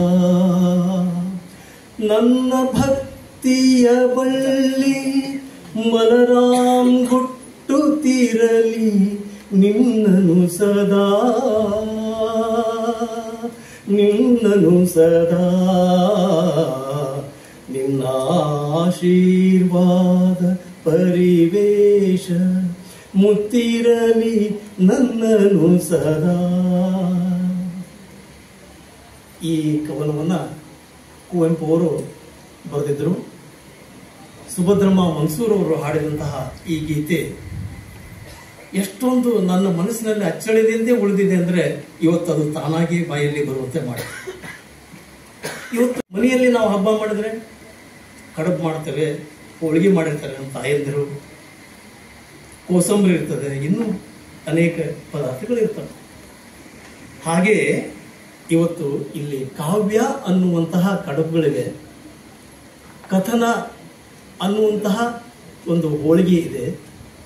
ಹಾಗೆ ನಡುವೆ ನಮ್ಮ ಈ ಭಾಷಣ, ಹಾಡು ಇವೆಲ್ಲ ಉಪ್ಪಿನಕಾಯಿ ಇದ್ದಂಗಿದೆ. ಇವೆಲ್ಲದರ ಮುಖಾಂತರ ನಾವು ಈ ಹಬ್ಬವನ್ನ ಇವತ್ತು ಆಚರಿಸಬೇಕಾಗಿದೆ. ನಮ್ಮ ಧಾರವಾಡ ನೆಲದವರೇ ಆದಂತಹ ವರಕವಿ ದ.ರಾ. ಬೇಂದ್ರೆಯವರು, ಹಾಗೆಯೇ ಜ್ಞಾನಪೀಠ ಪ್ರಶಸ್ತಿ ಪಡೆದಂತಹ ಕುವೆಂಪು ಅವರು, ಅನೇಕ ಕಾದಂಬರಿಗಳನ್ನ ಕೊಟ್ಟಂತಹ ತರಾಸು ಅವರು, ತರಾಸುಪುರ ಅನಕರು ಅವರು, ಹಾಗೆ ಎಂ.ಕೆ. ಇಂದಿರಾ ಅವರು, ಹೆಣ್ಣು ಮಕ್ಕಳು ಯಾವುದರಲ್ಲಿಯೂ ಕಡಿಮೆ ಇಲ್ಲ ಅನ್ನುವಂಥದ್ದನ್ನು ಸಾಧಿಸಿ ತೋರಿಸಿದಂತಹ ಅನೇಕ ಲೇಖಕರು, ಲೇಖಕಿಯರು ನಮ್ಮಲ್ಲಿದ್ದಾರೆ. ಹಾಗೆ ಎಂ.ಕೆ. ಇಂದಿರಾ ಅವರು ಅಷ್ಟೇ ಏಕೆ, ಈ ಆಧ್ಯಾತ್ಮದ ಹೊನಲನ್ನೇ ಹರಿಸಿದಂತಹ ಡಿ.ವಿ. ಗುಂಡಪ್ಪನವರು, 12ನೇ ಶತಮಾನದ ವಚನ ಸಾಹಿತ್ಯ ಅನ್ನುವಂತಹ ಅಮೋಘ ಸಾಹಿತ್ಯವನ್ನು ನಮಗೆಲ್ಲರಿಗೂ ಉಣಬಡಿಸಿದಂತಹ ಬಸವಣ್ಣನವರು, 16ನೇ ಶತಮಾನದ ಸರ್ವಜ್ಞ, ಇವರೆಲ್ಲರನ್ನೂ ಕೇವಲ ಕವಿಗಳು ಅಂತ ನಾವು ಕರೆಯೋಕ್ಕಾಗೋದಿಲ್ಲ, ಕೇವಲ ದಾರ್ಶನಿಕರು, ಅನುಭಾವಿಗಳು ಅಂತ ಕರೆಯೋಕ್ಕಾಗೋದಿಲ್ಲ. ಅವರು ಕನ್ನಡವನ್ನ ಕಟ್ಟಿ ಬೆಳೆಸಿದ, ಎತ್ತಿ ಬೆಳೆಸಿದ ಮಹನೀಯರು ಅನ್ನುವಂಥ ಶಬ್ದವನ್ನ ನಾನು ಇಲ್ಲಿ ಹೇಳಬೇಕಾಗಿದೆ. ಕನ್ನಡ ನಮ್ಮ ಅಪ್ಪ ಇದ್ದಂಗೆ, ಅನ್ಯ ಭಾಷೆಗಳು ನಮ್ಮ ಕಾಕ ಇದ್ದಂಗೆ, ನಮ್ಮ ದೊಡ್ಡಪ್ಪ ಇದ್ದಂಗೆ ಅಂತ ನಾವು ತಿಳ್ಕೊಬೇಕಾಗಿದೆ. ಆದ್ರೆ ಮನೆಯೊಳಗೆ ನಮ್ಮ ಅಪ್ಪಗೆ ಯಾವ ಸ್ಥಾನ ಕೊಡ್ತೇವೋ, ಯಾವ ಪ್ರಾಮುಖ್ಯತೆಯನ್ನು ಕೊಡ್ತೇವೋ, ಎಷ್ಟು ಪ್ರಾಮುಖ್ಯತೆಯನ್ನು ಕೊಡಬೇಕಾಗಿದೆಯೋ, ಅವನ ತ್ಯಾಗ, ಕುಟುಂಬದ ಬಗ್ಗೆ ಅವನ ಪ್ರೀತಿ ಅದೆಲ್ಲವನ್ನೂ ಪರಿಗಣಿಸಿ ಅವನಿಗೆ ಕೊಡುವಂತಹ ಬೆಲೆಯನ್ನ ನಮ್ಮಪ್ಪನಾದ ಕನ್ನಡಕ್ಕೆ ನಾವು ಕೊಡಬೇಕಾಗಿದೆ. ನಾವು ಅನ್ಯ ಭಾಷೆಗಳನ್ನು ಪ್ರೀತಿಸೋಣ, ಕಲಿಯೋಣ, ಬೇರೆ ಭಾಷೆಗಳನ್ನು ನಾವು ಆಡೋಣ, ಏನು ತಪ್ಪಿಲ್ಲ. ಆದರೆ ಯಾವುದಕ್ಕೆ ಪ್ರಾಮುಖ್ಯತೆ ಕೊಡಬೇಕು, ಯಾವುದು ಮುಖ್ಯ, ಯಾವುದು ನಮ್ಮದು ಅನ್ನುವಂಥದ್ದು ನಮ್ಮ ಆಂತರ್ಯದಲ್ಲಿ ನಮ್ಗೆ ತಿಳಿದಿರಬೇಕು. ನನಗೆ ಅನೇಕ ಸ್ನೇಹಿತರು, ನನ್ನ ಅಭಿಮಾನಿಗಳು ಅಂದ್ರೆ ನಮ್ಮಲ್ಲಿ ಟ್ರೀಟ್ಮೆಂಟ್ ತಗೊಂಡವರು ಕೇಳಿದ್ರು. ನಾನು ಮೊನ್ನೆ ಈಗ ಒಂದು 5-6 ದಿವಸದ, ಡಾಕ್ಟರ್ ಇಷ್ಟು ಬ್ಯುಸಿ ಇರ್ತೀರಿ ನೀವು, ಇಷ್ಟು ಪೇಷಂಟ್ ನೋಡ್ಬೇಕಾರೆ, ರೋಗಿಗಳನ್ನ ತಪಾಸ್ ಮಾಡ್ಬೇಕಾದ್ರೆ ಇಷ್ಟು ಲಕ್ಷ ಕೊಟ್ಟು ನೋಡ್ತೀರಿ, ಇಷ್ಟು ಸಮಯವನ್ನು ವ್ಯಯಿಸ್ತೀರಿ, ನೀವು ಸಾಹಿತ್ಯ ಸಮ್ಮೇಳನ ಹೆಂಗೆ ನೀವು ಭಾಗವಹಿಸ್ತೀರಿ, ಹೆಂಗೆ ಅದಕ್ಕಾಗಿ ನೀವು ಕೆಲಸ ಮಾಡ್ತೀರಿ ಅಂತ ಒಬ್ಬರು ಕೇಳಿದ್ರು. ನಾನು ಹೇಳಿದೆ, 10 ಮಾಡವ 11 ಮಾಡ್ತಾನ ಅಂತೇಳಿ ಕನ್ನಡದಾಗ ಒಂದು ನುಡಿನ ಐತಿಪ್ಪ. ನಾವು 1 ಅಲ್ಲ 2 ಅಲ್ಲ 10 ಕೆಲಸ ಮಾಡೇನಿ, 11ನೇದ್ದು ಇದು 11ನೇ ಸಮ್ಮೇಳನ. ನನಗೇನು ಭಾಳ ವಜ್ಜದಲ್ಲ, ನನ್ನ ತನುಮನ ಧನದಿಂದ ನಾನು ಇದಕ್ಕೆ ದುಡಿಬೇಕಂತ ಮಾಡೀನಿ.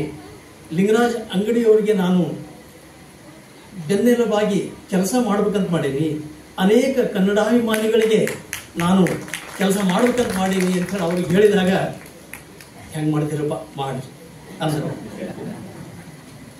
ಈ ನಾಡು ನುಡಿಗೆ ಅನೇಕ ಹಿರಿಯರು, ಧಾರವಾಡದವರೇ ಆದಂತಹ ಆಲೂರು ವೆಂಕಟರಾಯರು, ಗುರುಬಸಪ್ಪ ಹಳಕಟ್ಟಿಯವರು, ಅವ್ರ ಮಗ ಫಕೀರಪ್ಪ ಹಳಕಟ್ಟಿಯವರು ವಚನ ಸಾಹಿತ್ಯವನ್ನ ಜನಮಾನಸದಲ್ಲಿ ಬಿತ್ತುವಲ್ಲಿ ಯಾವ ಕೆಲಸ ಮಾಡಿದರು ಅಂತ ಹೇಳಿ ನಮಗೆ ನಿಮಗೆಲ್ಲರಿಗೂ ಗೊತ್ತು.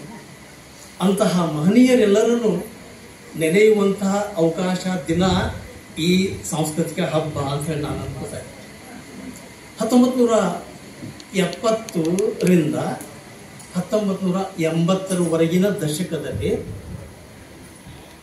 ಕನ್ನಡ ಭಾಷೆಯ ಮೇಲೆ ಅನ್ಯ ಭಾಷೆಗಳ ದಬ್ಬಾಳಿಕೆ ಪ್ರಾರಂಭವಾಗಿತ್ತು. ನಿಮಗೆ ಬಹುಶಃ ಗೊತ್ತಿರಬೇಕು. ಬೆಂಗಳೂರಲ್ಲಿ ಎಲ್ಲಿ ಹೋದ್ರು ಇಂಗ್ಲಿಷ್ ಬೋರ್ಡ್, ಎಲ್ಲಿ ಹೋದ್ರು ಇನ್ನೊಂದು ಭಾಷೆಯ ಬೋರ್ಡ್. ನಾವು ಯಾವ್ದಾರು ಕನ್ನಡ ಬರೋ ಇಂಥ ಅಂಗಡಿ ಅಂತ ಹೇಳಿ ನೋಡ್ಕೊಂಡು ಹೋಗ್ಬೇಕಾದ್ರೆ ಕಷ್ಟ ಆಗ್ತಿತ್ತು. ಅದಕ್ಕೆ ಆ ದಶಕದಲ್ಲಿ ಈ ಕನ್ನಡ ಭಾಷೆಯ ಬಗ್ಗೆ ಬೆಳೆದಂತಹ ಪ್ರೇಮ, ಅದರ ಬಗ್ಗೆ ಬೆಳೆದಂತಹ ಪ್ರೀತಿ 1980ರಲ್ಲಿ ಗೋಕಾಕ್ ಚಳುವಳಿಗೆ ಅಣಿ ಮಾಡಿತು. ಗೋಕಾಕ್ ಚಳುವಳಿ ನೀವೆಲ್ಲ ಕೇಳಿದಿರಿ. ಹುಬ್ಬಳ್ಳಿಯ ಪಾಟೀಲ್ ಪುಟ್ಟಪ್ಪನವರು ನಮ್ಮೆಲ್ಲರ ಮೇರು ನಟ ರಾಜ್ಕುಮಾರ್ ಅವ್ರನ್ನ ಕರೆದು ನೀವು ಕನ್ನಡದ ಉಳಿವಿಗಾಗಿ ನೀವು ನನ್ನ ಜೊತೆ ಬರಬೇಕು, ಭಾಗವಹಿಸಬೇಕು, ನಾವು ಅಲ್ಲಲ್ಲಿ ಮಾತಾಡೋಣ, ಜನರನ್ನ ಬಡಿದೆಬ್ಬಿಸೋಣ. ಏನು ಒಂದು ಕನ್ನಡದ ಬೋರ್ಡ್ ಇಲ್ಲ ಇಲ್ಲಿ ಅಂತಂದ್ರೆ, ಕನ್ನಡದ ನೆಲದಲ್ಲಿ ಅಂತಂದ್ರೆ ಇದು ನಮ್ಮ ಎಂತಹ ಕನ್ನಡದ ಅಭಿಮಾನ, ಎಂತಹ ಕನ್ನಡದ ಪ್ರೀತಿ ಅಂತ ಅವ್ರು ಕರೆದ್ರು. ಅವತ್ತು ನಡೆದಂತಹ ಆ ಗೋಕಾಕ್ ಚಳುವಳಿ ಎಂತಹ ಪರಿಣಾಮವನ್ನು ಬೀರಿತು ಅಂತಂದ್ರೆ, ಇವತ್ತು ಹೋಗ್ರಿ ಬೆಂಗಳೂರಿಗೆ ಪ್ರತಿಯೊಂದು ಇದರಲ್ಲಿ ಒಂದು ಕನ್ನಡದ ಶಬ್ದ ಇದೆ. ಅಂದ್ರೆ ಆ ಅಂಗಡಿ ಹೆಸರು ಕನ್ನಡದಲ್ಲಿದೆ, ನಂತರ ಇಂಗ್ಲಿಷ್ನಲ್ಲಿದೆ. ಇದು ಬಹಳ ಅಭಿಮಾನ ಪಡುವಂತಹ ಸಂಗತಿ. ಆದರೆ ಇತ್ತೀಚಿನ ಪೀಳಿಗೆಗಳನ್ನ, ಇತ್ತೀಚಿನ ವಿದ್ಯಾರ್ಥಿಗಳನ್ನ, ಇತ್ತೀಚೆಗೆ ಕನ್ನಡ ಬರೆಯುವವರನ್ನ ನಾವು ನೋಡಿದರೆ ನನಗೊಂದು ಸ್ವಲ್ಪ ವಿಷಾದ ಅನಿಸ್ತದೆ. ಯಾಕೆ? ಕನ್ನಡ ಭಾಷೆ ಎಷ್ಟು ಸುಂದರ ಭಾಷೆ ಅನ್ನೋದು ನಿಮ್ಗೆಲ್ಲರಿಗೂ ಗೊತ್ತು. ಬರೀ ಮಾತಿನಲ್ಲಿ ಹೇಳುವಂಥದ್ದಲ್ಲ, ನನ್ನ ಮುಂದಿನ ಮಾತುಗಳಲ್ಲೂ ಅದು ವ್ಯಕ್ತ ಆಗ್ತದೆ. ಎಲ್ಲಿ ಹೃಸ್ವ, ಎಲ್ಲಿ ದೀರ್ಘ ಇರಬೇಕು ಶಬ್ದದಲ್ಲಿ ಅನ್ನುವಂಥದ್ದು ಇತ್ತೀಚಿನ ಪೀಳಿಗೆ, ಇತ್ತೀಚಿನ ವಿದ್ಯಾರ್ಥಿಗಳಲ್ಲಿ ಅವರು ಲಕ್ಷ್ಯ ತಗೊಂಡಿಲ್ಲ. ಇತ್ತೀಚಿನ ಶಿಕ್ಷಕರು ಕೂಡ ಅದರ ಬಗ್ಗೆ ಲಕ್ಷ್ಯ ವಹಿಸಿಲ್ಲ ಅಂಥೇಳಿ ನನಗೆ ಅನಿಸ್ತಾ ಇದೆ. ಯಾಕಂದ್ರೆ ಅದರ ಅನೇಕ ಉದಾಹರಣೆಗಳ ಮೂಲಕ ನಾವು ಹೇಳ್ಬೋದು. ಕೆರಿ ಅಂತ ಬರೀತೀವಿ, ಅದಕ್ಕೆ ದೀರ್ಘ ಕೊಟ್ರೆ ಕೇರಿ. ಮೊರೆ, ಮೋರೆ, ಎರಡರ ಅರ್ಥ ಬದಲಿನೇ ಅದು. ಕೆರಿ ಬೇರೆ, ಕೇರಿ ಬೇರೆ. ಇದನ್ನ ನಮ್ಮ ಕನ್ನಡ ಶಾಲೆಯಲ್ಲಿ, ನಾನು ಹಳ್ಳಿಯಲ್ಲಿ ಕಲ್ತವ ಮಾರಡಿಗೆಯಲ್ಲಿ 1ರಿಂದ 6ನೇ ಎಷ್ಟು ಚಂದ ಹೇಳ್ಕೊಟ್ರು ಅಂದ್ರೆ, ಯಾವುದು ಎಳದಂತೇವ್ ನೋಡಪ್ಪ ಅಲ್ಲಿ ದೀರ್ಘ ಬರ್ತೈತಿ. ಕೇರಿ, ಕೆರಿ ಅದು ಎಳದ ಅನ್ನಕತ್ತಿಲ್ಲ. ನಾನು ಇವತ್ತಿಗೂ ಆ ಕನ್ನಡ ಕಲಿಕೆ, ಕನ್ನಡ ಕಲಿತದ್ದು ಇಷ್ಟೊಂದು ಸಂತೋಷವನ್ನು ಕೊಟ್ಟಿದೆ ಅಂತಂದ್ರೆ, ಹಳ್ಳಿಯಲ್ಲಿ ಕಲಿತರು ಕೂಡ ಆ ಕನ್ನಡವನ್ನು ನಮ್ಗೆ ಎಷ್ಟು ಚೆನ್ನಾಗಿ ಕಲಿಸಿದ್ರು ಅನ್ನೋಂಥದ್ದು ನನಗೆ ಬಹಳ ಅಭಿಮಾನದ ಸಂಗತಿ. ಅಷ್ಟೇ ಅಲ್ಲ, ಹಕಾರಕ್ಕೆ ಅಕಾರವನ್ನು ಉಪಯೋಗ ಮಾಡೋದು. ಕರ್ನಾಟಕದ ಕೆಲವು ಭಾಗಗಳಲ್ಲಿ ನಾನು ಹಾಸನಕ್ಕೆ ಹೋಗಿದ್ದೆ. ಹಾಸನ ಅಂದ್ರೆ ನೀವೆಲ್ಲ ಕುಂತಿರಲ್ಲ, ಅದು ಹಾಸನ ಅಂದ್ರೆ ಅಲ್ಲಿರುವಂತ ಊರು. ಹ ಬೇರೆ, ಅ ಬೇರೆ. ಈ ದಿಶೆಯಲ್ಲಿ ಸ್ಪಷ್ಟವಾದ ಒಂದು ನುಡಿಯನ್ನ ಹೇಳಬೇಕು, ಉಚ್ಚಾರಣೆಯನ್ನು ಮಾಡಬೇಕು ಅಂತಂದ್ರೆ ನಮ್ಮ ಮೇಯರ್ ಡಾಕ್ಟರ್ ರಾಜ್ಕುಮಾರ್ ಅವರು ಅದರ ಬಗ್ಗೆ, ಉಚ್ಚಾರಣೆ ಬಗ್ಗೆ ಎರಡನೇ ಮಾತೇ ಇಲ್ಲ. ಅದಕ್ಕೆ ಅವರು ಕನ್ನಡದ ಅಭಿಮಾನಿ, ಕಟ್ಟಾಳು ಅಂತ ನಾವು ಹೇಳ್ಬೋದು. ಕೆಲವೊಂದು ಕಡೆ ಗೋಡೆ ಮೇಲೆ ಬರೆದಿರ್ತಾರೆ, ಯಾರೂ ನಿಲ್ಲಬಾರದು. ಅಲ್ಲೇ ಯಾರು ಹೃಸ್ವ ಇರ್ತದೆ. ಯಾರೂ ನಿಲ್ಲಬಾರದು ಅಂದ್ರೆ ಅರ್ಥ ಬೇರೆ. ಯಾರು ನಿಲ್ಲಬಾರದು ಅಂದ್ರೆ ಪ್ರಶ್ನಾರ್ಥಕ. ಇಲ್ಲಿ ಯಾರು ನಿಲ್ಲಬಾರದು? ಯಾರೂ ನಿಲ್ಲಬಾರದು ಅಂದ್ರೆ ಇಂಗ್ಲಿಷ್ನಲ್ಲಿ ಹೇಳ್ಬೇಕಂದ್ರೆ ನೋ ಬಡಿ. ಇಲ್ಲಿ ಯಾರು ನೋ ಬಡಿ ಶುಡ್ ಸ್ಟ್ಯಾಂಡ್ ಹಿಯರ್ ಅಂತ ಆಗ್ತದೆ. ಅದಕ್ಕೆ ಈ ಹೃಸ್ವ, ದೀರ್ಘ, ನಾವು ಸಂಧಿ, ಸಮಾಸ, ವ್ಯಾಕರಣಕ್ಕೆ ಬಹಳ ಅತ್ಯಂತ ಆಳವಾಗಿ ಹೋಗದಿದ್ರೂ ಕೂಡ ದಿನಬಳಕೆಯಲ್ಲಿ ಭಾಷೆಯಲ್ಲಿ ಶುದ್ಧ ಕನ್ನಡವನ್ನ ನಾವು ಮಾತಾಡುವುದನ್ನು ನಾವು ಕಲಿಬೇಕು. ಇದನ್ನು ನೋಡಿದ ಕೂಡಲೇ ನನಗೊಂದು ಹಾಡು ನೆನಪಾಗ್ತಾ ಇದೆ. PB ಶ್ರೀನಿವಾಸ್ ಅವರು ಹಾಡಿದ್ದಾರೆ. ಕನ್ನಡದ ಕುಲದೇವಿ ಕಾಪಾಡು ಬಾತಾಯೇ, ಕನ್ನಡದ ಕುಲದೇವಿ ಕಾಪಾಡು ಬಾತಾಯೇ, ಮುನ್ನಡೆಯ ಕನ್ನಡ ಕನ್ನಡದ ದಾರಿದೀವಿಗೆ ನೀನೇ ಮುನ್ನಡೆಯ ಕನ್ನಡದ ದಾರಿದೀವಿಗೆ ನೀನೇ ಕನ್ನಡದ ಕುಲದೇವಿ ಕಾಪಾಡುವ ತಾಯಿ. ಯಾಕೆ ಕಾಪಾಡುವ ಅಂತ ಕರೆದೆ ಈಗ ನಾನು ತಾಯಿಯನ್ನ? ಹಿಂಗ ಕನ್ನಡ ಆಗಬಾರ್ದು, ನಾವು ಒಳ್ಳೆ ಕನ್ನಡವನ್ನು ಮಾತಾಡಬೇಕು ಅನ್ನುವಂಥದ್ರಲ್ಲಿ ನಾನು ಇನ್ನೊಂದು ಸ್ವಲ್ಪ ಮಾತಾಡ್ಬೋದಲ್ಲ. ನಾನು ಧಾರವಾಡದಲ್ಲಿ ನನ್ನ ಚಿಕಿತ್ಸಾಲಯ ದವಾಖಾನೆಯನ್ನು ಪ್ರಾರಂಭ ಮಾಡಿದಾಗ ನಾವು ರೋಗಿಗಳಿಗೆ ಬರೆದು ಕೊಡೋದು ಅವಾಗಿನ ರೂಢಿ. 1980 ಮಾತನ್ನ ಹೇಳೋದು. ಎಲ್ಲ ವೈದ್ಯರು, ಎಲ್ಲ ಡಾಕ್ಟರ್ಸು ಅವ್ರ ಹೆಸರನ್ನು ಇಂಗ್ಲೀಷ್ನಲ್ಲಿ ಬರಿತಿದ್ವಿ. ಬಸಪ್ಪ PA PPA ಅಂತ ಆ ಹಾಳೆಯಲ್ಲಿ ಬರೀತೀವಿ. ಔಷಧದ ಹೆಸರನ್ನು ಇಂಗ್ಲೀಷ್ನಲ್ಲಿ ಇದ್ದೇ ಇರ್ತದೆ. ಅದನ್ನು ಹೇಗೆ ತಗೋಬೇಕು ಅನ್ನುವಂಥದ್ದನ್ನು ಇಂಗ್ಲೀಷ್ನಲ್ಲಿ ಬರೆಯುವಂಥ ರೂಢಿ ಇತ್ತು. 1 TDS, 1 BID, 3 times a day, AF BF. AF ಅಂದ್ರೆ ಆಫ್ಟರ್ ಫುಡ್, BF ಅಂದ್ರೆ ಬಿಫೋರ್ ಫುಡ್ ಅಂತ ಇತ್ತು. ಇದು ಎಷ್ಟು ಜನರಿಗೆ ತಿಳಿತಿತ್ತು? ಕನ್ನಡ ಬರಬಲ್ಲಂತ ಎಷ್ಟು ಜನರಿಗೆ ತಿಳಿತಿತ್ತು? ನಾ 1980 ಪ್ರಾರಂಭ ಮಾಡಿದಾಗ ಮೊದಲನೇ ಸಲ ನನ್ನ ಪ್ರಿಸ್ಕ್ರಿಪ್ಷನ್ ಪ್ಯಾಡ್ ಔಷಧ ಬರೆದು ಕೊಡುವ ಹಾಳಿ ಬಂದಾಗ ಕನ್ನಡ ಪ್ರಾರಂಭಿಸಿದೆ. ಇದು ಬಹಳ ಹೆಮ್ಮೆಯಿಂದ ನಾನು ಹೇಳಬೇಕಾದ್ರೆ ಐ ಆಮ್ ದ ಪಯೋನಿಯರ್ ಅಂತ ಇಂಗ್ಲಿಷ್ನಲ್ಲಿ ಹೇಳ್ಬೋದು. ಅದು ನಾನು ಮೊದಲಿಗ ಅಂತ ಕನ್ನಡದಲ್ಲಿ ನಾನು ಹೇಳ್ತಾ ಇದ್ದೆ. ಅವರ ಹೆಸರನ್ನ ಕನ್ನಡದಲ್ಲಿ ಬರಿತಿದ್ದೆ. ಈಗ ಬಸಪ್ಪ ಪಾಟೀಲ್ ಅಂತಿತ್ತಲ್ಲ, ಅವನ ಮಗಳು ತೋರ್ಸಕ್ ಬಂದಿರ್ತಾಳ, ದ್ರಾಕ್ಷಾಯಣಿ ಪಾಟೀಲ್ ಅಂತ ಅದರ ಕನ್ನಡದಾಗ ಬರಿತಿದ್ದೆ. ಅವು 2 ಚೀಟಿ ಒಟ್ಟಿಗೆ ಇದ್ವು ಅಂದ್ರೆ ಅವ್ರಿಗೆ ಅರ್ಥಕ್ಕೆ, ಓಹ್ ಇದು ನನ್ನ ಚೀಟಿ, ಇದು ನಿನ್ನ ಚೀಟಿ, ಯಾಕಂದ್ರೆ ಅವ್ರು ಕನ್ನಡ ಓದ್ತಿದ್ರು. ಹಾಗೆ ಔಷಧಗಳನ್ನು ತೆಗೆದುಕೊಳ್ಳುವ ರೀತಿ, ನಾನು ಮು 1, ಮ 1, ಸಂ 1, ರಾ 1 ಅಂತ ಬರೀತಿದ್ದೆ. ನನ್ನ ಸ್ನೇಹಿತರು ಔಷಧ ಅಂಗಡಿಯವರು ನನಗೆ ಗೇಲಿ ಮಾಡಿದರು. ಇದೇನಪ್ಪ ಮುಂಗ ಮಗ ಸಂಗ ರಾಗ? ನನಗೂ ಅರ್ಥ ಆಗಲಿಲ್ಲ ಅದು ಏನದು. ನನ್ನ ಸ್ನೇಹಿತ ಹೇಳಿದ, ನೀ ಬರ್ದಿಯಲ್ಲ ಮುಂಗ್ 1 ಕನ್ನಡ ಅಂಕಿ, ಅದಕ್ಕೆ ಕೊಂಬ ಕೊಟ್ಟೇವ್ ನಾವು. ಮುಂಗ ಮಗ ಸಂಗ ರಾಗ. ಹೌದಪ್ಪ, ನೀ ಏನ್ ಗೇಲಿ ಮಾಡಿದ್ರು ನಾ ಕನ್ನಡದವ, ನಾ ಕನ್ನಡನ ಬರೆಯವ ಅಂತ ಹೇಳಿ ನಾನು ಅದನ್ನ ಪ್ರಾರಂಭ ಮಾಡಿದ್ವಿ. ಸರ್ವಜ್ಞನು ಇದರಲ್ಲಿ ಇಂತಹ ಅನೇಕವನ್ನು ಹೇಳ್ಯಾನ. ಇನ್ನೊಂದಂದ್ರೆ ಇತ್ತೀಚಿನ ಪೀಳಿಗೆ ಒಳಗೆ ಬರೆಯುವ ಓದುವ ಎರಡೂ ರೂಢಿ ಕಡಿಮೆ ಆಗಿದೆ. ಬಹುಶಃ ಇದಕ್ಕೆ ಮೊಬೈಲ್ ಕಾರಣ ಅಂತ ಹೇಳ್ಬೋದೇನೋ ಗೊತ್ತಿಲ್ಲ. Mobile it's one of the best instruments, there is no doubt. ಅದು ಒಂದು ಒಳ್ಳೆಯ ಉಪಕರಣ, ಅತ್ಯಂತ ಉಪಯೋಗ ಆಗುವಂತಹ ಉಪಕರಣ. ಆದರೆ ಅದನ್ನು ಹೆಂಗೆ ಉಪಯೋಗಿಸ್ತೀವಿ ಅನ್ನುವಂಥದ್ರ ಮೇಲೆ ಅದರದ್ದು ರೂಢಿ. ಅದು ಬಂದ ಮೇಲೆ ಬಹಳ ಜನ ಪತ್ರ ಬರೆಯುವುದನ್ನು ಬಿಟ್ಟಾರ.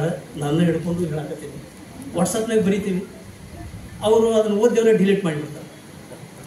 ಅಲ್ಲಿ ಲೇಖನ ಅನ್ನುವಂಥದ್ದಿಲ್ಲ, ಕನ್ನಡ ಶಬ್ದ ಇದೊಂದು ಹೊಸದೈತಿ ನೋಡು ಅನ್ನುವಂಥದ್ದು ಗೊತ್ತಾಗೋದಿಲ್ಲ, ಉಳಿಯೋದಿಲ್ಲ.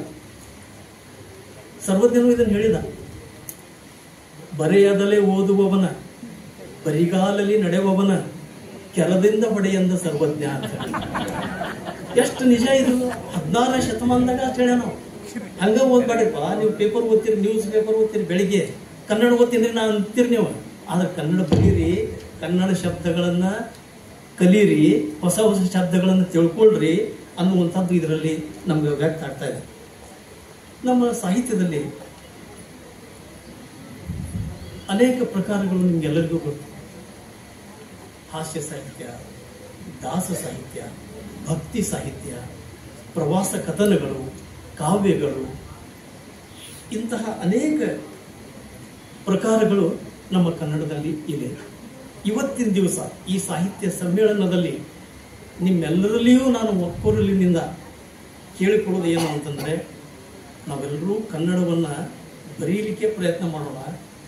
ಕಲ್ತೇವೆ ಆಲ್ರೆಡಿ ನಾವು, ಆದ್ರೆ ಬರೀತಾ ಇಲ್ಲ. ನಂಗೆ ಬರೆಯಕ್ಕೆ ಬರ್ತೈತ್ರಿ ಅನ್ನೋದಲ್ಲ, ಬರೆಯೋಣ, ಪತ್ರ ಬರೆಯೋಣ, ಲೇಖನ ಬರೆಯೋಣ, ನಮ್ಮ ದೈನಂದಿನ ಡೈರಿ ಬರೆಯೋಣ. ಈ ಬರೆಯುವುದು, ಓದುವುದು ನಮ್ಮ ಹವ್ಯಾಸ ಆಗಬೇಕು. ಹಾಸ್ಯ ಸಾಹಿತ್ಯದಲ್ಲಿ ಅನೇಕ ಕನ್ನಡದ ಸಾಹಿತಿಗಳು, ಒಮ್ಮೆ ನಾಡಿಗೇರ ಕೃಷ್ಣರಾಯರು, ನೀವು ಕೇಳಿರೋರ ಹೆಸರು, ವಯಸ್ಸಾದ ಸಾಹಿತಿಗಳು ಬೆಂಗಳೂರಿನಲ್ಲಿದ್ದರು. ಒಂದು ದಿವಸ ಆರಾಮಿಲ್ಲ ಅಂತ ಹೇಳಿ ಆಸ್ಪತ್ರೆಗೆ ದಾಖಲಾಗಿ ಆರಾಮಾಗಿ ಬಿಡುಗಡೆಯಾಗಿ ಬರ್ತಾ ಇದ್ರು. ಇನ್ನೇನು ಅವ್ರು ತಮ್ಮ ಮನೆಗೆ ಹೋಗ್ಬೇಕು ಅನ್ನೋಷ್ಟರಲ್ಲಿ ಅವರ ಒಬ್ಬ ಸ್ನೇಹಿತರು ಭೇಟಿ ಆದರು, ವಯಸ್ಸಾದವರೇ ಅವರು ಯಾಕೆ ಇಲ್ಲಿ ನೀವು ಅಂತ ಕೇಳಿದ್ರು. ರೋಡ್ನಲ್ಲಿ ಭೇಟಿಯಾದಾಗ, ದಾರಿಯಲ್ಲಿ ಭೇಟಿಯಾದಾಗ, ಏನು ಹೇಳಿ ಮಾರಾಯ, ನಾನು ನರ್ಸಿಂಗ್ ಹೋಮ್ಗೆ ದಾಖಲಾಗಿದ್ದೆ. ಹಲ್ಲು ಕಟ ಕಟ ಅಂತಿತ್ತು, ಥಂಡಿ ಹತ್ತಿ ಜ್ವರ ಬಂದು ಗದ ನಡುಗ್ತಾ ಇದ್ದೆ. ಎಲ್ಲ ದ್ವಿರುಕ್ತಿ, ಕಟ ಗದ ದ್ವಿರುಕ್ತಿ ನಿಜ. ಆದ್ರೆ ನರ್ಸಿಂಗ್ ಹೋಮ್ ಅಂತಾರಲ್ಲ ಅಂತ ಕನ್ಫ್ಯೂಸ್. ಏನ್ರಿ ನೀವು 2 ಸರಿ ಅನ್ನಾಗತ್ತೀರೇನು? ನರ್ಸಿಂಗ್ ಹೋಮ್ ಅಂದ್ರೆ ಏನು? ಆ ಡಾಕ್ಟರ್ ಹೆಸರು ನರ್ಸಿಂಗಪ್ಪ, ಅದಕ್ಕೆ ನರ್ಸಿಂಗ್ ಹೋಮ್. ಅವ್ರು ಹೇಳಿದ್ರು ನಿಜ. ಈ ತರ ಅವ್ರು ಹೇಳಿದ್ರು. ಅಷ್ಟೇ ಯಾಕೆ, ನಾನು ಮೊನ್ನೆ ಆಕಾಶವಾಣಿಯಲ್ಲಿ ಹೋದಾಗ ನಮ್ಮ ಚೋಳಿನ ಸರ್ ಅವರು ರೆಕಾರ್ಡ್ ಮಾಡ್ಕೋಬೇಕಂತ ಹೇಳಿ, ನನ್ನ ಧ್ವನಿ ಮುದ್ರಣ ಮಾಡ್ಕೋಬೇಕಂತ ಕರೆದಾಗ ನಾನು ಆಕಾಶವಾಣಿಗೆ ಹೋದೆ. ಅಲ್ಲಿ ನಡೆದಂತಹ ಒಂದು ಇದು ಅಂದ್ರೆ ಹಾಸ್ಯ ಪ್ರಸಂಗಗಳು ಹೆಂಗೆ ಬರ್ತಾವ, ಕನ್ನಡಕ್ಕೂ ಇಂಗ್ಲಿಷ್ಗೂ ಹೆಂಗೆ ತಾಳ ಮೇಳ ಐತಿ, ಇಲ್ಲಿ ಯಾವುದು ಒಳ್ಳೇದು, ಅಲ್ಲಿ ಎಲ್ಲಿ ಹೋದ್ರೂ ನಾನು ಕನ್ನಡನ ಬರ್ತದೆ. ಅಲ್ಲಿ ಹೋದಾಗ ಏನಾಯ್ತು, ಹೋದ ಕೂಡಲೇ ಮೊದಲ ಕಾರ್ ನಿಲ್ಲಿಸಿ ಒಳಗೆ ಹೋದ ಕೂಡಲೇ ಯಾರ್ಯಾರು ಬಂದ್ರು, ಎಷ್ಟೊತ್ತಿಗೆ ಬಂದ್ರು ಅನ್ನುವಂತ ಬರ್ಕೊಳ್ಳುವಂತ ಒಂದು ಪುಸ್ತಕ ಐತಿ. ಆ ಪುಸ್ತಕದಲ್ಲಿ ಆ ರೂಮ್ನಲ್ಲಿ ಹೋಗಿ ನಾವು ಬರೀಬೇಕು. ಅಲ್ಲಿ ವೋಕಲ್ ನಂಬರ್ ಅಂತಿತ್ತು ಒಂದು. ಅರೆ, ನಾನು ವೋಕಲ್ ಅಲ್ಲ, ಇನ್ಸ್ಟ್ರೂಮೆಂಟಲ್ಲೂ ಅಲ್ಲ, ವೋಕಲ್ ನಂಬರ್ ಏನು ಅಂತ ನಾನು ಕಕ್ಕಬ್ಕಿ ಅದ. ನನ್ನ ಜೊತೆ ನನ್ನ ಮಕ್ಕಳು ಇರ್ತಿದ್ರು. ಅವಂಗ ಕೇಳಿದೆ, ಅಲ್ಲಿ ನಿಂತಿದ್ನಲ್ಲ ಸಿಪಾಯಿ, ಅವ್ನು ಕೇಳಿದೆ, ವೆಹಿಕಲ್ ನಂಬರ್ ಸರ್ ಅಂದ. ವೆಹಿಕಲ್ ನಂಬರ್, ಕಾರ್ ನಂಬರ್, ಅದನ್ನು ಬರೆದ್ವಿ.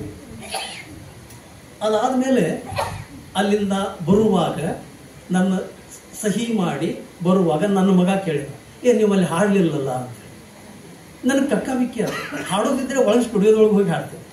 ಇಲ್ಲಿ ಏನು ಹಾಡೋದಿದೆ?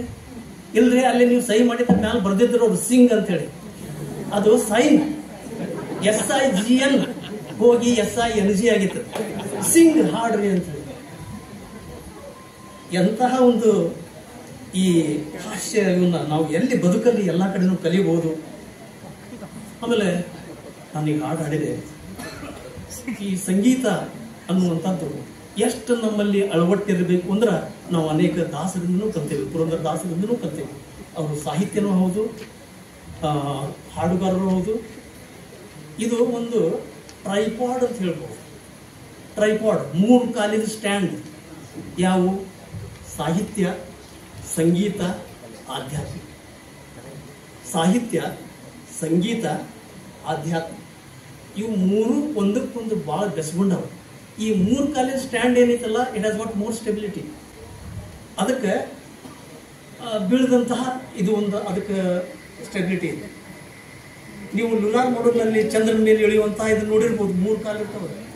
ಅದಕ್ಕೆ ನಾವು ಹೋಲಿಸಿರೋದು ಈ 3 ಭಾಳ ಟ್ರೈಪಾಡ್ ಸ್ಟ್ಯಾಂಡ್ ಇದ್ದಂಗೆ. ನಮ್ಮ ಕನ್ನಡ ಸಾಹಿತ್ಯದಲ್ಲಿ ಅನೇಕ ಆಧ್ಯಾತ್ಮಿಕ ಪುಸ್ತಕಗಳು ಬಂದಿವೆ.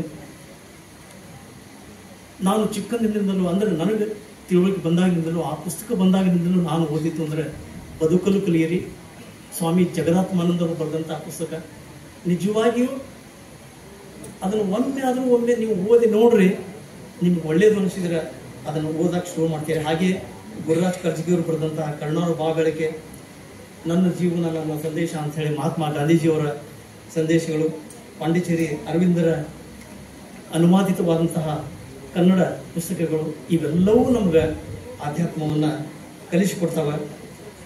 ಚುಟುಕು ಸಾಹಿತ್ಯದಲ್ಲಿ ಬಸವರಾಜ ಸಾದರ್ ಅವರು ಬರೆದಂತಹ ತೊಟ್ಟು, GM ಶಿರಟ್ಟಿಯವರು ದೂರದರ್ಶನ ನಿರ್ದೇಶಕರಾಗಿದ್ದರು. ಧಾರವಾಡ ಆಕಾಶವಾಣಿಗೂ ಕೂಡ ಇದ್ರು. ಅವರು ಬರೆಯುವಂತಹ ಲೇಖನಗಳು ಇವತ್ತು ದಿವಸ ನಮ್ಗೆ ಎಷ್ಟೊಂದು ಬೆಳಕನ್ನು ಕೊಡ್ತವೆ ಅನ್ನುವಂಥದ್ದು ನಾವೆಲ್ಲರೂ ನೆನೆಸ್ಬೇಕು. ವೈದ್ಯ ಸಾಹಿತ್ಯ ಅಂದ್ರೆ ನಮ್ಗೆಲ್ಲರಿಗೂ ಗೊತ್ತಿದೆ, ನಾವು ಇಂಗ್ಲಿಷ್ನಲ್ಲಿ ಕೇಳೇವಿ ಹೆಲ್ತ್ ಇಸ್ ವೆಲ್ತ್ ಅಂತ ಹೇಳಿ. ಆದ್ರೆ ಅದು ಯಾವಾಗ ಗೊತ್ತಾಗತ್ತೆ ನಮ್ಗೆ? ಈಗೂ ಕೇಳಾಕತ್ತೀವಿ, ಹೌದಂತೇವಿ. ಹೆಲ್ತ್ ಇಸ್ ವೆಲ್ತ್ ಅಂತ ಯಾವಾಗ ಗೊತ್ತಾಗತ್ತೆ? ನಮ್ಗೆ ಆರಾಮಿಲ್ದಾಗ, ನಮ್ಗೆ ಅಡ್ಮಿಟ್ ಆದಾಗ, ನಮ್ಗೆ 2 ದಿವಸ ಜ್ವರ ಬಂದಾಗ ಅಂತೀವಿ. ಈ ತಾಯಿ ಭಾಷೆ ಅನ್ನುವಂಥದ್ದು ಹೆಂಗೈತಿ ನೋಡ್ರಿ. ಆರಾಮಿಲ್ದಾಗ ನಮ್ಮ ಬಾಯಿಂದ ಬರುವಂತ ಯಪ್ಪ ಯವ್ವ ಅಲ್ಲಿ ಹೋಗಾಡ್ ಅನ್ನಂಗಿಲ್ಲ ನಾವು. ಇಂತಹ ಕೋರ್ ಭಾಷೆ, ಒಳಗಿರುವಂತಹ ಅಂತರಾತ್ಮದಲ್ಲಿ ಇರುವಂತಹ ಈ ಭಾಷೆ ಇವತ್ತು ನಾವು ಕಲಿಬೇಕಾಗಿದೆ, ನೆನೆಸಬೇಕಾಗಿದೆ. ವೈದ್ಯ ಸಾಹಿತ್ಯದಲ್ಲಿ ಹಲವಾರು ವೈದ್ಯರು ಮನೋರೋಗದ ಬಗ್ಗೆ CR ಚಂದ್ರಶೇಖರ್ ಅವರು, ನಮ್ಮ ಧಾರವಾಡದವರೇ ಆದಂತಹ ಡಾಕ್ಟರ್ ರಾಜೇಂದ್ರ ದೇಶಪಾಂಡೆ ಅವರು, ಹಾಗೆ ಡಾಕ್ಟರ್ ಕರ್ವೀರ್ ಪ್ರಭು ಕ್ಯಾಲ್ಕೊಂಡ್, ಡಾಕ್ಟರ್ ಪೈ ಅವರು, ಇನ್ನೂ ಅನೇಕರು ಬರೆದಾರೆ. ಆದರೆ ಇನ್ನೂ ಹೆಚ್ಚೆಚ್ಚು ಆರೋಗ್ಯದ ಬಗ್ಗೆ ಮಾಹಿತಿ ಕೊಡುವಂತಹ ಪುಸ್ತಕಗಳು ಮೂಡಿ ಬರಬೇಕು ಅಂತ ಹೇಳಿ ನನಗೆ ಅನಿಸ್ತಾ ಇದೆ. ಈಗ ನಾವು ಒಂದೊಂದು ಮೆಟಲ್, ಯಾವುದು ಒಬ್ಬ ಒಳ್ಳೆ ಕೆಲಸ ಮಾಡಿದ್ನಂದ್ರೆ ಏನ್ರಿ ಅವ ಬಂಗಾರ ಅಂತ ಅವನ ಮೆಟಲ್ ಹೋಲಿಸ್ತೀವಿ. ಇನ್ನೊಬ್ಬವ ಗಟ್ಟಿದ್ದ ಉಕ್ಕಿನವ್ರಿಪ್ಪ, ಉಕ್ಕಿನ ಮನುಷ್ಯರಿಪ್ಪ ಅಂತೀವಿ. ಇವತ್ತು ನಾ ಲಿಂಗರಾಜ್ ಅಂಗಡಿ ಅವ್ರಿಗೆ ಏನ್ ಅನ್ಬಹುದು ಅಂದ್ರೆ, ಅವ್ರು ಒಂದು ಮೆಟಲ್ ಹೋಲಿಸ್ಬೇಕಂತ ಮಾಡಿಲ್ಲ, ಪಾದರಸ. ಯಾಕಂದ್ರೆ ಪಾದರಸ, mercury, it's a metal, it's a liquid metal, it's a only liquid metal. ಅದು ಹೇಗಂದ್ರೆ ನೀವು ಹಿಡಿಯಕ್ಕೆ ಹೋದ್ರೆ ಸಿಗಂಗಿಲ್ಲ.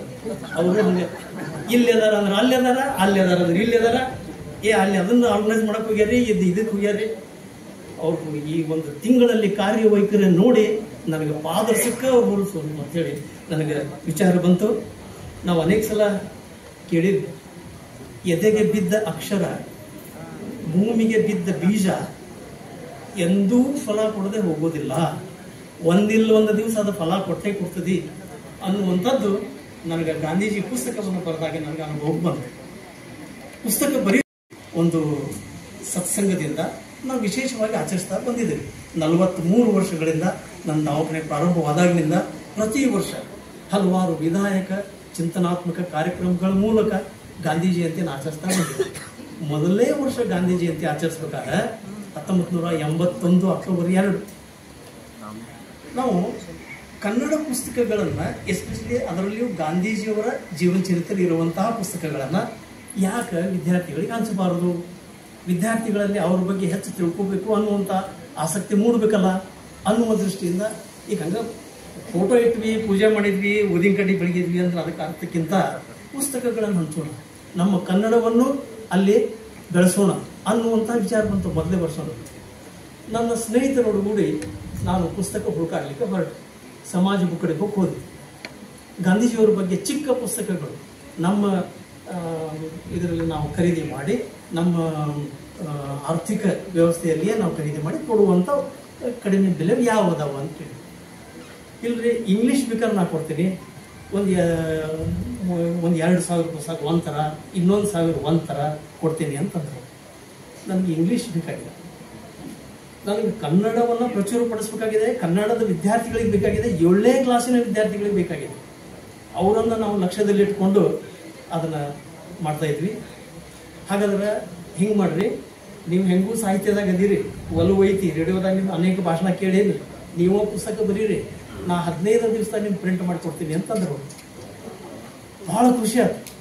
ಅನೇಕ ಆಧಾರ ಗ್ರಂಥಗಳ ಮುಖಾಂತರ ನಮ್ಮ ತಂದೆಯವರು ಆಲ್ರೆಡಿ ಕಲೆಕ್ಟ್ ಮಾಡಿಟ್ಟಂಥ ಗ್ರಂಥಗಳು ಬೇಕಾಷ್ಟಿದ್ವು ಗಾಂಧೀಜಿಯವ್ರ ಬಗ್ಗೆದು, ಅವನ್ನೆಲ್ಲ ಆಧಾರ ಗ್ರಂಥಗಳ ಮುಖಾಂತರ ಈ ಒಂದು ಪುಸ್ತಕವನ್ನು ನಾನು ಬರೆದು ತಯಾರು ಮಾಡಿದೆ. ಇನ್ನೂ ಒಂದು ವಾರ ಇತ್ತು, ಅವಾಗನೇ ಪುಸ್ತಕಗಳು ನಮ್ಮ ಕೈಗೆ ಬಂದವು. ನಾನು ಮೊಟ್ಟ ಮೊದಲು ಬರೆದಂಥ ಪುಸ್ತಕ ಬಾಪು ಚಿಂತನ, ಇದಲ್ಲ, ಇದು 2ನೇದು, ಬಾಪು ಚಿಂತನ. ವಿದ್ಯಾರ್ಥಿಗಳನ್ನು ಲಕ್ಷ್ಯದಲ್ಲಿ ಇಟ್ಕೊಂಡು ಬರೆದಂತಹ ಪುಸ್ತಕ. ಅವನ್ನ ಹಂಚಕ್ಕೆ ಪ್ರಾರಂಭ ಮಾಡಿದ್ವಿ, ಹಂಚಿದ್ವಿ. ಹೌದು, ಇಷ್ಟೆಲ್ಲ ನಾವು ಮಾತಾಡಿದ್ವಿ. ಕೊನೆಯದಾಗಿ ನಾ ಏನು ಹೇಳ್ಬೋದು ಅಂತಂದ್ರೆ, ನನ್ನ ಹಲವಾರು ಅನಿಸಿಕೆಗಳು, ಅವು ನಿಮ್ಮ ಅನಿಸಿಕೆಗಳು ಇರಬಹುದು. ಏನು, ಕನ್ನಡವನ್ನು ನಾವು ಹೇಗೆ ಬೆಳೆಸಬೇಕು, ಕನ್ನಡವನ್ನು ಹೇಗೆ ಇನ್ನೂ ಕಟ್ಟಬೇಕು, ಹೇಗೆ ನಾವೆಲ್ಲರೂ ಶುದ್ಧ ಕನ್ನಡದಲ್ಲಿ ಮಾತನಾಡುವಂತಾಗಬೇಕು, ಬರೆಯುವಂತಾಗಬೇಕು ಅಂತ ವಿಚಾರ ಮಾಡಿದರೆ ನನಗನ್ಸಿದ್ದು ನಮ್ಮ ಮಾತೃಭಾಷೆಯಲ್ಲಿ 1ರಿಂದ 5ನೇವರೆಗೆ ನಾವು ಓದಬೇಕು, ಕಲಿಸಬೇಕು. ಅದನ್ನು ಸರ್ಕಾರದವರು ಅದನ್ನು ಕಂಪಲ್ಸರಿ ಮಾಡಲೇಬೇಕು. ಅಂದಾಗ ಮಾತ್ರ, ಯಾಕಂದರೆ ನಾನು ಮಾತೃಭಾಷೆಯಲ್ಲಿ 1ರಿಂದ 5ನೇವರೆಗೆ ಕಲ್ತಾನೆ. ನಮಗೆ ಇಂಗ್ಲೀಷ್ ಕಲಿಕೆದ ನಂತರ ಪ್ರಾರಂಭವಾದ 5ನೇತಿಂದ 6ನೇತಕ್ಕೆ ಹಿಂದಿ, ಬೇರೆ ಭಾಷೆಗೆ. ಆದರೆ ಆ ಕನ್ನಡದ ಕಲಿಕೆ 1ರಿಂದ 5ನೇವರೆಗೆ ಕನ್ನಡ ಮಾಧ್ಯಮದಲ್ಲಿಯೇ ಇರಬೇಕು ಅನ್ನುವಂಥದ್ದು ನನ್ನ ಒಂದು ಬಲವಾದ ನಂಬಿಕೆ. ಆ ಪ್ರಕಾರ ನಿಮ್ಮದು ಹಂಗಿದೆ ಅಂತ ನಾನು ತಿಳ್ಕೊಳ್ತೇನೆ. ಇನ್ನೊಂದು, ಕನ್ನಡ ಪುಸ್ತಕಗಳನ್ನು ತಮ್ಮ ಮನೆಯಲ್ಲಿ ನೀವು ಕೊಂಡಕ್ಕಿಡ್ರಿ, ಶೇಖರಿಸಿಡ್ರಿ. ನಮ್ಗೆ ಅದಕ್ಕೆ ಬಿಡ್ರಿ ಪುಸ್ತಕ ಅಂತ ನೀವು ಅನ್ಬೋದು. ಆದ್ರೆ ನಾ ಕಂಡುಕೊಂಡಿದ್ದು ಒಂದು ಇದು ಅಂತಂದ್ರೆ, ನಮ್ಮಲ್ಲಿ ಏನು ಐತು ಅದು ಉಪಯೋಗ ಆಗುತ್ತೆ. ಬಹಳ ವಂಡರ್ಫುಲ್ ಇದು ಏನು, ಪುಸ್ತಕ ಕಷ್ಟ ಅಲ್ಲ ಹೇಳೋದು, ನಮ್ಮಲ್ಲಿ ಏನು ಐತು ಅದು ಉಪಯೋಗ ಆಕೈತಿ. ಈ ಶಬ್ದ ಆಕಳವಾಡಿ ಸತ್ಯನಾರಾಯಣವ್ರು ಅಂತಿದ್ರು, ಅವರಿಗಿಲ್ಲ, ಪುಸ್ತಕ ವ್ಯಾಪಾರಿಗಳು, ಅವ್ರು ಇವತ್ತು ನೆನೆಸ್ತೇನೆ, ಭಾಳ ನೆನೆಸ್ತಾರೆ. ಅವ್ರು ಅಂತಿದ್ರು, ಡಾಕ್ಟರ್ ಏನೈತು ಅದು ಉಪಯೋಗ ಆಕೈತಿ ಬಿಡ್ರಿ ಅಂತ. ಹೆಂಗೆ, ಈಗ ಕನ್ನಡ ಸಮ್ಮೇಳನಗಳಲ್ಲಿ ನೀವು ಕನ್ನಡ ಪುಸ್ತಕಗಳನ್ನು ಒಯ್ದು ಮನ್ಯಾಗ ಇಟ್ರಿ ಅಂತಂದ್ರೆ ಒಂದು ದಿವಸ ಹುಡುಗ ಅದನ್ನು ತೆಗಿತಾನೆ, ಏನೈತಿಲ್ಲ ಅಂತ ಸ್ವಲ್ಪ ನೋಡ್ತಾನೆ. ಅದು ಮೊದಲನೇ ಹೆಜ್ಜೆ. ಅವಾಗ ಪುಸ್ತಕ ನೋಡೋದ, ಓಪನ್ ಮಾಡೋದ, ತೆಗಿಯೋದ ಮೊದಲನೇ ಹೆಜ್ಜೆ. ಹಂಗೆ ನಮ್ಮ ತಂದೆಯವರು ಅನೇಕ ಪುಸ್ತಕಗಳನ್ನು ಶೇಖರಿಸಿಟ್ಟಿದ್ರು ಅಂತ ಹೇಳಿ ನನ್ನಲ್ಲಿ ಸುಪ್ತ ಮನಸ್ಸಿನಲ್ಲಿ ಆ ವಿಚಾರಗಳು ಬಂದು ಕನ್ನಡ ನನಗೆ ಬಹಳ ಒಳಗೆ ಹೊಕ್ಕಿರಬಹುದು. ಅದಕ್ಕೆ ನೀವೆಲ್ಲರೂ ಪುಸ್ತಕಗಳನ್ನು ಖರೀದಿಸಬೇಕು. ಅನೇಕ ಕನ್ನಡ ಪುಸ್ತಕಗಳನ್ನು, ದೊಡ್ಡವಿರಲಿ ಸಣ್ಣವಿರಲಿ, ನಾನು ಈಗ ಹೇಳಿದಂಥ ಅನೇಕ ಆಧ್ಯಾತ್ಮಿಕ ಪುಸ್ತಕಗಳಾಗಲಿ, ವೈಚಾರಿಕ ಲೇಖನಗಳಾಗಲಿ, ಅಂಥ ಪುಸ್ತಕಗಳಾಗಲಿ, ಅವನ್ನೆಲ್ಲರೂ ಖರೀದಿ ಮಾಡಿ ನೀವು ಮನೆಯಾಗ ಇಡಬೇಕು. ನೀವು ಓದ್ತೀರಿ ಒಂದು ದಿವಸ, ಯಾಕಂದ್ರೆ ಏನಾಯಿತು ಅದು ಉಪಯೋಗ ಆಗ್ತೈತಿ. ಕನ್ನಡ ಶಾಲೆಗಳನ್ನು ಬಂದ್ ಮಾಡಕೂಡದು.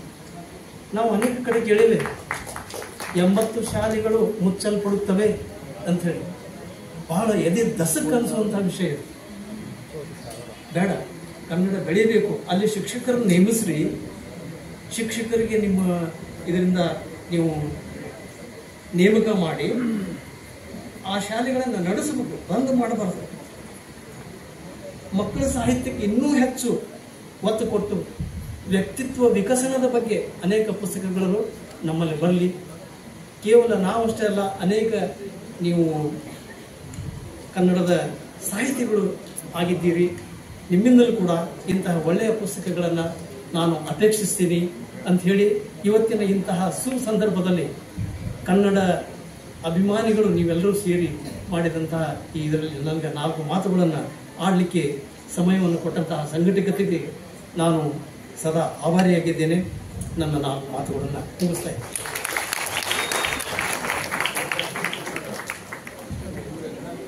ನಾವೆಲ್ಲ ಕೇಳಿದ್ವಿ. ಸರ್ಗೆ ಈಗ 72 ವಯಸ್ಸು ಅನ್ಕೋತೀನಿ ನಾನು, ನನಗೆ ತಿಳಿದ್ಪಟ್ಟ ಹಾಗೆ. ಅವರನ್ನ ನೋಡಿದ್ರೆ ಎಂದೂ ಹಂಗ ಅನ್ಸೋದಿಲ್ಲ. ಯಾಕಂತಂದ್ರ 22 ಅನ್ಸೋಂಗ ಅಲ್ಲ. ಅವರಲ್ಲಿ ನಾವು ಇಷ್ಟೊತ್ತನ ನಾನು ಒಂದು ಮಾತಿಲ್ಲ ಏನು ಹೇಳಿಕ್ಕೆ ಇಷ್ಟಪಡ್ತೀನಿ ಅಂತಂದ್ರ, ಒಬ್ಬ ವೈದ್ಯರು ಸಾಹಿತಿ ಆದಾಗ, ಒಬ್ಬ ವಿಜ್ಞಾನಿ ಸಾಹಿತಿ ಆದಾಗ ಸಾಹಿತ್ಯದ ಆಯಾಮ ಯಾವ ದಿಕ್ಕಿನಲ್ಲಿ ತೆರೆದುಕೊಳ್ಳಬಹುದು ಅಂತಕ್ಕಂಥದ್ದನ್ನ ಬಹಳಷ್ಟು ಮಾರ್ಮಿಕವಾಗಿ ಅವರು ಹೇಳಿದ್ರು. ವೈಜ್ಞಾನಿಕವಾಗಿ, ಆಧ್ಯಾತ್ಮಿಕವಾಗಿ ಸಾಹಿತ್ಯ ತನ್ನ ಸಂಬಂಧವನ್ನ ಏರ್ಪಟ್ಟಾಗ ಯಾವ ರೀತಿ ಅದರ ಫಲಪ್ರದಗಳು ನಮಗೆ ಆಗ್ತಾವ ಅನ್ನೋದನ್ನ ಹೇಳ್ತಾ, ಅವರು ಯಾಕಷ್ಟು ಯಂಗ್ ಅಥವಾ ತರುಣರಲ್ಲಿ ಕಾಣ್ತಾರ ಅಂತಂದ್ರೆ ಬಹುಶಃ ಅವರ ಅದ್ಭುತವಾಗಿರ್ತಕ್ಕಂಥ ಜೀವನ ಪ್ರೀತಿ ಅಂತ ನಾನು ಅನ್ಕೋತೀನಿ. ಒಬ್ಬ ವೈದ್ಯರಾಗಿ, ಒಬ್ಬ ಪ್ರಖ್ಯಾತ ವೈದ್ಯರಾಗಿ ಎಲ್ಲ ವೈದ್ಯಕೀಯ ವೃತ್ತಿಯನ್ನ ಅತ್ಯಂತ ಒಂದು ನಿಷ್ಠೆಯಿಂದ ಮಾಡ್ಕೊಂಡು ಬಂದಿರ್ತಕ್ಕಂಥ ಅವರು ಪ್ರತಿಯೊಂದು ವಸ್ತುವಿನಲ್ಲೂ ಕೂಡ ಜೀವನ ಪ್ರೀತಿಯನ್ನ, ಉತ್ಸಾಹವನ್ನ ಕಂಡುಕೊಂಡದ್ದೇ ಇದಕ್ಕೆ ಕಾರಣ ಅಂತ ಹೇಳಿ ನಾನು ಯಾಕಿಲ್ಲಿ ಈ ಮಾತನ್ನ ಹೇಳಿಕೆ ಇಷ್ಟಪಟ್ಟೆ ಅಂತಂದ್ರೆ, ಒಂದು ಭಾಷೆ ಆಗಿರಬಹುದು, ಒಂದು ಸಂಸ್ಕೃತಿ ಆಗಿರಬಹುದು, ಅದು ಮನುಷ್ಯನ ಸರ್ವತೋಮುಖ ಬೆಳವಣಿಗೆಗೆ ಪೂರಕವಾಗಿರಬೇಕೇ ಹೊರತು ಇನ್ಯಾವುದಕ್ಕೂ ಅಲ್ಲ ಅಂತ ಹೇಳ್ತಾ ಅದ್ಭುತವಾಗಿ ಮಾತನಾಡಿರ್ತಕ್ಕಂಥ ಸಮ್ಮೇಳನ ಅಧ್ಯಕ್ಷರು ಡಾಕ್ಟರ್ ನಿತಿನ್ ಚಂದ್ರ ಹತ್ತಿಕಾಳ್ ಅವರಿಗೆ ಈ ವೇದಿಕೆಯ ಪರವಾಗಿ ನಿಮ್ಮೆಲ್ಲರ ಪರವಾಗಿ ಜೋರಾದ ಚಪ್ಪಾಳೆಯೊಂದಿಗೆ ಧನ್ಯವಾದಗಳನ್ನ ಹೇಳ್ತಾ, ಈಗ ಕಾರ್ಯಕ್ರಮದ ಪ್ರಮುಖ ಘಟ್ಟ, ಈ ಕಾರ್ಯಕ್ರಮದ ಅಧ್ಯಕ್ಷತೆಯನ್ನು ವಹಿಸಿಕೊಂಡಿರ್ತಕ್ಕಂಥ ಡಾಕ್ಟರ್ ಪ್ರಭಾ ಗುಡ್ಡದಾನ್ವೇರಿ ಪ್ರಾಚಾರ್ಯರು, ಕುಲಸಚಿವರು, ಆಡಳಿತ ಕವಿವಿ ಧಾರವಾಡ ಅವರು ತಮ್ಮ ಅಧ್ಯಕ್ಷೀಯ ನುಡಿಗಳನ್ನ ಹೇಳ್ಬೇಕಂತ ಅಲ್ಲಿ ಕೇಳ್ಕೊಳ್ತೀನಿ. ಈ ಅಧ್ಯಕ್ಷೀಯ ನುಡಿ ಆದ ಮೇಲೆ ವಂದನಾರ್ಪಣೆ ಕಾರ್ಯಕ್ರಮವಿದ್ದು ಆಮೇಲೆ ಸಂಕೀರ್ಣ ಗೋಷ್ಠಿ ಇರ್ತದೆ. ತಾವೆಲ್ಲರೂ ಕೂಡ ಅಷ್ಟೇ ಉತ್ಸಾಹದಿಂದ ಕೂತ್ಕೊಂಡು ಆ ಕಾರ್ಯಕ್ರಮವನ್ನ ಆಲಿಸಬೇಕು ಅಂತ ಕೇಳ್ಕೊಳ್ತೀನಿ. ಈಗ ಡಾಕ್ಟರ್ ಪ್ರಭಾ ಗುಡ್ಡದಾನ್ವೇರಿ ಮೇಡಮ್ ಅವರು. ಧಾರವಾಡ ತಾಲೂಕು 11ನೆಯ ಕನ್ನಡ ಸಾಹಿತ್ಯ ಸಮ್ಮೇಳನ ಆಲೂರು ಕುಲಪುರೋಹಿತ ಆಲೂರು ವೆಂಕಟರಾವ್ ಭವನದಲ್ಲಿ ನಡೀತಾ ಇದೆ. ಆವಾಗಿನಿಂದ ಸುಮಾರು 10 ಗಂಟೆಯಿಂದ ತಾವೆಲ್ಲರೂ ಬಹಳಷ್ಟು ಮಹನೀಯರಿಂದ ಮಾತುಗಳನ್ನ ಕೇಳಿದಿರಿ. ಈಗ ಅಧ್ಯಕ್ಷೀಯ ನುಡಿಯನ್ನ ಕೇಳಲಿಕ್ಕೆ ಕುತ್ಕೊಳ್ಬೇಕು, ಬಹಳಷ್ಟು ಶಕ್ತಿ ಆಗ್ತಾ ಇದೆ, ತ್ರಾಸ ಆಗ್ತಾ ಇದೆ, ನನಗೂ ತ್ರಾಸ ಆಗ್ತಾ ಇದೆ, ನಿಮ್ಗೆ ಎಷ್ಟಾಗಿದೆಯೋ ಅಷ್ಟು. ಆದ್ರೂ ಸಹ ಅಧ್ಯಕ್ಷೀಯ ನುಡಿಗಳನ್ನ ಆಡ್ಲಿಕ್ಕೆ ನನ್ನನ್ನ ಇಲ್ಲಿ ನಿಲ್ಲಿಸಿದ್ದಾರೆ. ಸೊ ಹಾಗೆ ವೇದಿಕೆಯ ಮೇಲೆ ನಾ ಎಲ್ಲರ ಗಣ್ಯರ ಹೆಸರುಗಳನ್ನ ತೆಗೆದುಕೊಳ್ಳಿಕ್ಕೆ ಆಗುದಿಲ್ಲ, ಬಹಳಷ್ಟು ಗಣ್ಯರದಾರೆ ಇಲ್ಲಿ. ಆ ಗಣ್ಯರೆಲ್ಲರ ಹೆಸರುಗಳನ್ನ ತೆಗೆದುಕೊಳ್ಳಿಕ್ಕೆ ಆದ್ರೂ ತಮಗೆ ಸಾರಿ ಕೇಳ್ಕೊತೇನೆ ಸರ್. ವೇದಿಕೆಯ ಮೇಲೆ ಆಸೀನರಾದ ಎಲ್ಲ ಗಣ್ಯರೇ, ವೇದಿಕೆಯ ಮುಂಭಾಗದಲ್ಲಿ ಇರತಕ್ಕಂಥ ಅತಿ ಗಣ್ಯರೇ, ಯಾಕಂದ್ರೆ ಇಲ್ಲಿವರೆಗೆ ಮಾತನಾಡಿದ್ದನ್ನ ಅತ್ಯಂತ ತಾಳ್ಮೆಯಿಂದ ಕೇಳ್ತಾ ಇದ್ದಿರಲ್ಲ, ಅದಕ್ಕಾಗಿ ತಮಗೊಂದು ಚಪ್ಪಾಳೆ ಬರಲಿ ಅಂತ. ಇನ್ನ ಈ ಕನ್ನಡ ಸಾಹಿತ್ಯ ಸಮ್ಮೇಳನ ಬಹಳಷ್ಟು ಚೆನ್ನಾಗಿ ಇತ್ತು. ಮೇಡಮ್ ವಿನಯಾ ವಕ್ಕುನ್ ಮೇಡಮ್ ಅವ್ರಿಗೆ ಭಯಂಕರ ಕೆಲಸದೊಳಗೆ ಅವ್ರು ಬಂದು ಆ ಸಾಹಿತ್ಯ ಅಂದ್ರೆ ಏನು, ಸಾಹಿತ್ಯ ಹೇಗೆ ಮಾರಾಟ ಆಗ್ತಾ ಇದೆ ಅಂತ ಹೇಳಿದ್ರೆ, ಪ್ರಕಾಶ್ ಹುಡುಕೇರಿ ಸರ್ ಯಾರು ಖರೀದಿ ಮಾಡಿದ್ರಿ ಅದನ್ನ, ಒಬ್ಬೊಬ್ಬರದು ಒಂದೊಂದು ಶೈಲಿಯ ಮಾತುಗಳು ಹೇಗೆ ಇತ್ತು ಅಂದ್ರೆ ಎಲ್ಲರೂ ಆ ಮಾತುಗಳನ್ನ ಕೇಳಿ ಅಹುದೆನ್ನಬೇಕು, ಆ ತರದ ಮಾತುಗಳು. ಇನ್ನು ಅದರಂತೆ ನಮ್ಮ ಯಾರು ಅಂತ ಹೇಳಿದ್ರೆ ಸಂತೋಷ್ ಹಾನ್ಗಲ್ ಸರ್ ಮಾತಾಡಿದ್ರು. ಅವರು ಸಮ್ಮೇಳನದ ಪೂರ್ವಾಧ್ಯಕ್ಷರವರು, ಬಹಳಷ್ಟು ಒಳ್ಳೆಯ ಮಾತುಗಳನ್ನ ಆಡಿದ್ರು. ಅಲ್ರಿ ನೀವು ಎಲ್ಲ ಓಟ್ ಹಾಕ್ತಿರಿ, ಆರಿಸ್ತರ್ತೀರಿ, ಒಬ್ರು ಕನ್ನಡದ ಬಗ್ಗೆ ಮಾತನಾಡ್ತಾ ಇಲ್ಲ ಅಲ್ಲೇ ಸರ್. ಮಾತಾಡೋದಿಲ್ಲ ಅವರು. ಯಾಕೆ ಮಾತಾಡೋದಿಲ್ಲ ಅಂತ ಹೇಳಿದ್ರೆ, ಕನ್ನಡಕ್ಕಾಗಿ ನಾವು ಎಷ್ಟು ಕಾರ್ಯವನ್ನ ಮಾಡ್ತಾ ಇದ್ದೇವೆ ಅವ್ರಿಗಿನ್ನೂ ಗೊತ್ತೇ ಇಲ್ಲ. ಅದಕ್ಕಾಗಿ ಅವರು ಕನ್ನಡದ ಬಗ್ಗೆ ಮಾತನಾಡೋದಿಲ್ಲ, ನಾವೇ ಮಾತಾಡ್ಬೇಕು ಇಂತಹ ಸಮ್ಮೇಳನಗಳಲ್ಲಿ. ಅದಕ್ಕಾಗಿ ನಾವು ಲಿಂಗರಾಜ್ ಅಂಗಡಿ ಅವರಿಗೆ ಧನ್ಯವಾದಗಳನ್ನ ಹೇಳ್ಬೇಕು. ಅವರು ಇವರೆಲ್ಲರನ್ನ ಕೂಡಿಸಿ ನಿಮ್ಮ ಅನಿಸಿಕೆಗಳನ್ನ, ನಿಮ್ಮ ಮನಸ್ಸಿನಲ್ಲಿರುವ ಆಳದಲ್ಲಿರುವಂತಹ ಎಲ್ಲವನ್ನ ನಿಮ್ಮ ಮುಂದೆ ಬಿಚ್ಚಿಡ್ಲಿಕ್ಕೆ ಅವಕಾಶ ಮಾಡಿಕೊಟ್ಟಿದ್ದಾರೆ ಇವತ್ತು. ನಾನೇನ್ ಹೇಳ್ತೀನಿ ಅಂತ ಹೇಳಿದ್ರೆ, ಮೇಡಮ್ ವಿನಯಾ ವಕ್ಕುಂದ್ ಅವ್ರು ಏನ್ ಹೇಳಿದ್ರು ಅಂತ ಹೇಳಿದ್ರೆ, ಇವತ್ತು ಕನ್ನಡ ಏನಾಗ್ತಾ ಇದೆ, ಕನ್ನಡದ ಭಾಷೆ ಯಾವ ಕಡೆ ಹೋಗ್ತಾ ಇದೆ ಅಂತ ಅನ್ನೋದನ್ನ ಅವ್ರು ಬಹಳ ಚೆನ್ನಾಗಿ ಹೇಳಿದ್ರು. ಲೇಖಕರು ಹೇಗಿರ್ಬೇಕು, ಯಾಕಂದ್ರೆ ಲೇಖನಿ ಖಡ್ಗಕ್ಕಿಂತ ಹರಿತ ಅಂತ ಹೇಳ್ತಾರೆ. ನಾನು ಏನ್ ಲೇಖನದನ್ನ ಬರೀತೇನೋ, ಮಾತಾಡೋದು ಬಹಳ ಚಂದ, ಮರ್ತು ಬಿಡ್ತೇವೆಲ್ಲ.